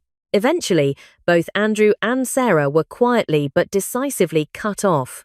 In 2022, they were issued asset rationalisation orders, internal royal documents that place strict limits on their use of grace and favour properties. By 2023, the Royal Lodge was in dispute. By mid-2024, they were evicted and relocated to smaller accommodations outside the public estate portfolio. The lesson from that era was crystal clear. When reputational risk and financial collapse intersect, the Crown will choose preservation of the institution over personal loyalty. By the time Prince Harry's debts began spiralling in late 2025, the Crown had already codified this policy into internal doctrine. The 2024 Sovereign Grant Transparency Protocol, enacted after a parliamentary inquiry into duchy finances, prohibits the allocation of estate funds for private mortgage payments, debt settlements, unrelated to Crown duties, legal fees tied to defamation or personal litigation, repayments on failed commercial ventures. Even before Harry picked up the phone to call his father, Charles was legally restricted from intervening unless Parliament itself authorised an exemption. But what makes the Harry case especially delicate is that, unlike Andrew, his collapse has a media-fueled moral framing. Meghan has repeatedly positioned their separation from the monarchy as a liberation story, one of self-made freedom. To accept royal rescue now would be to collapse that very narrative. You cannot preach independence and then demand inheritance, a senior aide told Legacy's Edge, not without inviting backlash from both the public and the palace. Insert. Some believed the presence of Archie and Lilibet, grandchildren of the king, might soften the palace line. It did not. According to internal reports, the children's schooling arrangements became a flashpoint in December 2025, when Harry allegedly requested funding to maintain their attendance at Kate's School in Carpinteria, one of California's most exclusive private institutions, with annual tuition exceeding $48,000 per child. Aides confirmed that as of the 8th of January 2026, both children have been quietly withdrawn from Kate and are now reportedly enrolled at Laguna Blanca School, a private but lower-cost campus with fees around $28,000 annually. Publicly, Meghan claimed the change was made for emotional well-being and security. But internal sources paint a different picture, a forced shift driven by liquid cash shortfall triggered by Perry's withdrawal and the looming Netflix lawsuit. Further signs of financial strain have emerged. The family has downsized their childcare staff from 2 full-time nannies to 1 part-time caregiver. Staff reductions have affected landscaping and domestic security. Meghan, in a now-deleted post from her Archewell blog, suggested learning to live with less is part of personal evolution. But for those inside the palace, these gestures are viewed with suspicion. They are not scaling back because of values, one courtier noted. They are scaling back because the bills can no longer be paid. For King Charles, the moment of clarity reportedly came on January 13, following a closed-door briefing with the Royal Finance Committee. William presented the full duchy audit. Legal counsel outlined the constraints of the Transparency Protocol, and the Sovereign's private secretary delivered a stark bottom line. If you approve the loan, you violate your own governance reforms. It was then that Charles allegedly made his most decisive statement to date regarding his youngest son. The monarchy cannot subsidize those who walked away from it. At 8:40 a.m. on January 14, a sealed letter was dispatched from Sandringham, bearing the king's personal insignia. It read, "There will be no duchy funds, no grace and favour extensions, and no further institutional correspondence regarding the Montecito property. The matter is concluded. I recommend liquidation at the earliest window. In other words, sell the house. It's not for sale, but if you know someone, we're open to conversations." Real estate agent, Santa Barbara, January 2026. Behind the trimmed hedges and silent gates of 765 Rockbridge Road, the truth is unmistakable. The Sussex mansion, once hailed as a sanctuary of independence, is being stripped bare, not with the fanfare of a celebrity open house or the glare of paparazzi flashbulbs, but with the slow, shadowed precision of a pocket listing. A final, quiet exit, not a sale, a surrender. Following King Charles's formal refusal of financial aid on January 14, Meghan and Harry's legal and financial advisors reportedly activated Protocol Lapis, an internal code word for what one Sotheby's affiliate described as a high-discretion, high-pressure liquidation strategy. Mighty Grimes inundated. Rather than list the home publicly on Zillow, Redfin, or luxury portals like Mansion Global, the Sussexes chose the pocket route, private showings, no online presence, and NDA-backed conversations with pre-vetted ultra-high net worth buyers. This is how distressed royalty sells real estate. But even in the elite world of whisper market real estate, the Sussex name has become a liability.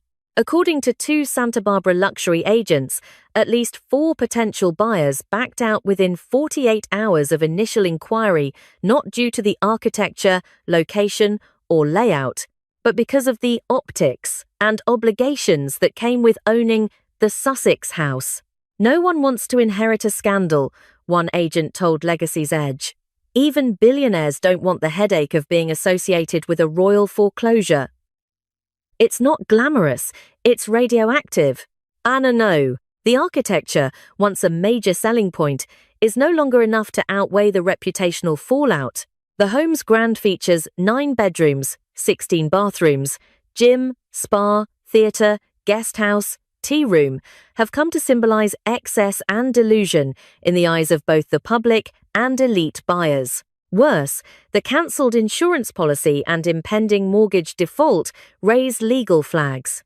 Any buyer would need to assume the risk of navigating that firestorm or offer a cash deal below market value. In Montecito, you don't need a press release to know a house is on the market, you just watch the trucks. On January 15, a convoy of unmarked vans arrived at the Riven Rock property just before sunrise.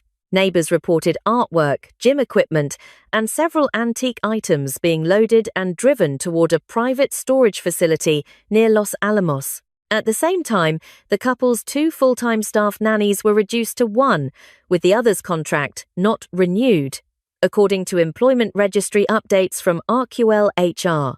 Inside sources confirm that Harry and Meghan have vacated the upper floor and now occupy only the guest suite near the pool house, while the remaining live-in staff maintain the facade of occupancy. The second security gate has been deactivated, the guard rotation scaled back, and the landscaping schedule cut in half. It's like watching a slow retreat, one neighbour noted. Every week, the place shrinks in on itself. The Sussex team, according to documents leaked from a Malibu-based real estate consulting firm, has reached out to Gulf investors, particularly family offices in Qatar and UAE, who maintain U.S. asset portfolios. Chinese real estate conglomerates seeking Western property conversion opportunities. A handful of European hedge funds, one of which was linked to a purchase inquiry of Kim Kardashian's former Calabasas estate. So far, no offer has materialized. They want foreign buyers because locals know the narrative, explained a London-based real estate analyst. Foreign cash buyers don't care about British tabloids. They care about ROI. End quote. The irony is painful. The same couple that marketed itself as American royalty now can't find an American buyer for its kingdom. According to confidential escrow communications obtained by Legacy's Edge, the next mortgage installment is due February 1. If not paid in full, the bank may issue a public notice of default by February 10, triggering foreclosure proceedings. That notice, if issued, would become public record, fully searchable, and catastrophic to the couple's already fragile brand. Multiple sources suggest that Harry begged Charles for an extension solely to prevent this moment. Not for the cash, but to buy silence. Charles said no. "This is your crisis," he reportedly told his son. "We cannot wear it." Compounding the chaos is the suspension of Archewell Foundation operations, quietly enacted on January 17. While the foundation has not formally dissolved, internal activity has ceased. No grant disbursement since October 2025. Staff layoffs in both US and UK. Offices. Website updates halted. The move appears to be strategic, an effort to conserve liquidity and avoid scrutiny during the Netflix legal dispute. But it also sends a message to potential buyers and collaborators. The brand is frozen. The foundation is fractured. The family is floundering. Multiple royal insiders now believe Harry and Meghan's only viable exit from the Riven Rock crisis is to sell the estate at a loss, potentially to a foreign syndicate or shell holding company, and quietly relocate to a less visible, lower-cost residence. Where that will be is unknown. One former staffer speculated Canada, where the couple briefly resided after leaving the UK. Another mentioned Texas, citing the state's favorable tax structure. A third mentioned the Sonoran Desert for privacy and security. But one thing is certain, the dream of Montecito is over. They left the crown, but forgot to pack a calculator. Royal Insider, January 2026. As moving trucks idle in the curved driveway of Riven Rock, as silent investors review off-market listings behind closed doors, and as Archewell slides into administrative hibernation, one brutal reality remains: the reinvention failed. What began in 2020 as a declaration of independence, financial freedom, media control, a new model of monarchy, has, by early 2026, collapsed under the weight of unsustainable lifestyle choices, failed commercial ventures, and shattered personal alliances. And for the first time in modern royal history, the palace is letting them fall. Unlike previous royal crises, from the Queen's handling of Diana's death to Charles's own public reckoning post-Camilla, this moment has produced no official statement from Buckingham Palace. That silence, royal observers note, is not oversight. It is a strategy. The refusal to comment is the comment, says Lord Pembroke, constitutional historian and former Privy Council advisor. Charles is telling the public, this is not a royal matter. This is a private failure. Multiple senior palace aides have confirmed that, as of the 20th of January 2026, Prince Harry and Meghan Markle are no longer eligible for any form of discretionary support, nor access to official estate facilities, legal counsel, or security subsidies. And while their Duke and Duchess titles remain intact on paper, insiders suggest the option of Republican-style stripping of peerages is once again being discreetly discussed among senior parliamentarians should further legal or reputational collapses occur. Though he has remained silent in public, Prince William's position has hardened. After spearheading the Duchy audit and refusing to finance the Netflix clawback or private education subsidies, his inner circle reports a sense of resigned finality. One close friend summarized William's stance simply, "You can't help someone who sees help as weakness." And in a rare moment of personal reflection, William was reportedly overheard telling an advisor, he chose the story over the family. Now the story's ending. And he wants the family to rewrite it. That won't happen. Though less directly involved, Princess Catherine has played a quiet but resolute role behind the scenes. As the formal patron of the Princess Diana Educational Fund, she reportedly refused to accept a proposal by Meghan's team to coordinate a reconciliation project under the banner of children's mental health. According to two sources, Catherine's response was respectful but firm. Promises were made and not kept. Children don't need slogans. They need stability. In frames, her tone reflects a broader institutional position. Royal duty is not a branding exercise. Facing global skepticism, Meghan has retreated from public platforms since her podcast appearance, criticizing Tyler Perry backfired. Key media contacts at WME and Archewell Studios have reportedly paused all scheduled engagements. and negotiations for a 2026 lifestyle docuseries on motherhood and reinvention were quietly shelved last week. A Netflix source told Legacy's Edge, "No one wants to produce the sequel to a collapse. Even Spotify, once the centerpiece of the Sussex media empire, has officially scrubbed their internal future scheduling calendar of any Meghan-related content." One executive simply called it a sunk cost and a lesson.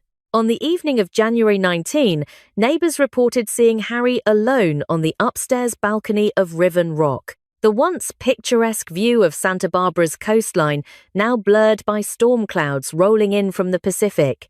A single light on, a single shadow cast. Below, the driveway was empty. The nannies had gone home, the boxes had been moved, the facade had faded.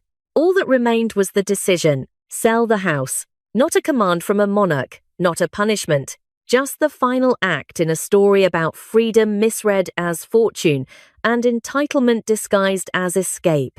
As of the 20th of January 2026, the House of Windsor has made its position clear. There will be no bailout, no return to grace without accountability, no myth of exile supported by the purse of the state. The monarchy is not in retreat. It is, at last, drawing boundaries. And in doing so, it has redefined what modern royal power truly means. Not control, but refusal. Not punishment, but silence. Not rescue, but clarity. Legacy's Edge will continue to follow the ripple effects of this landmark royal shift. Where the Sussexes go next, both physically and symbolically, remains unknown. But this much is certain: the crown doesn't chase runaways. It buries them in history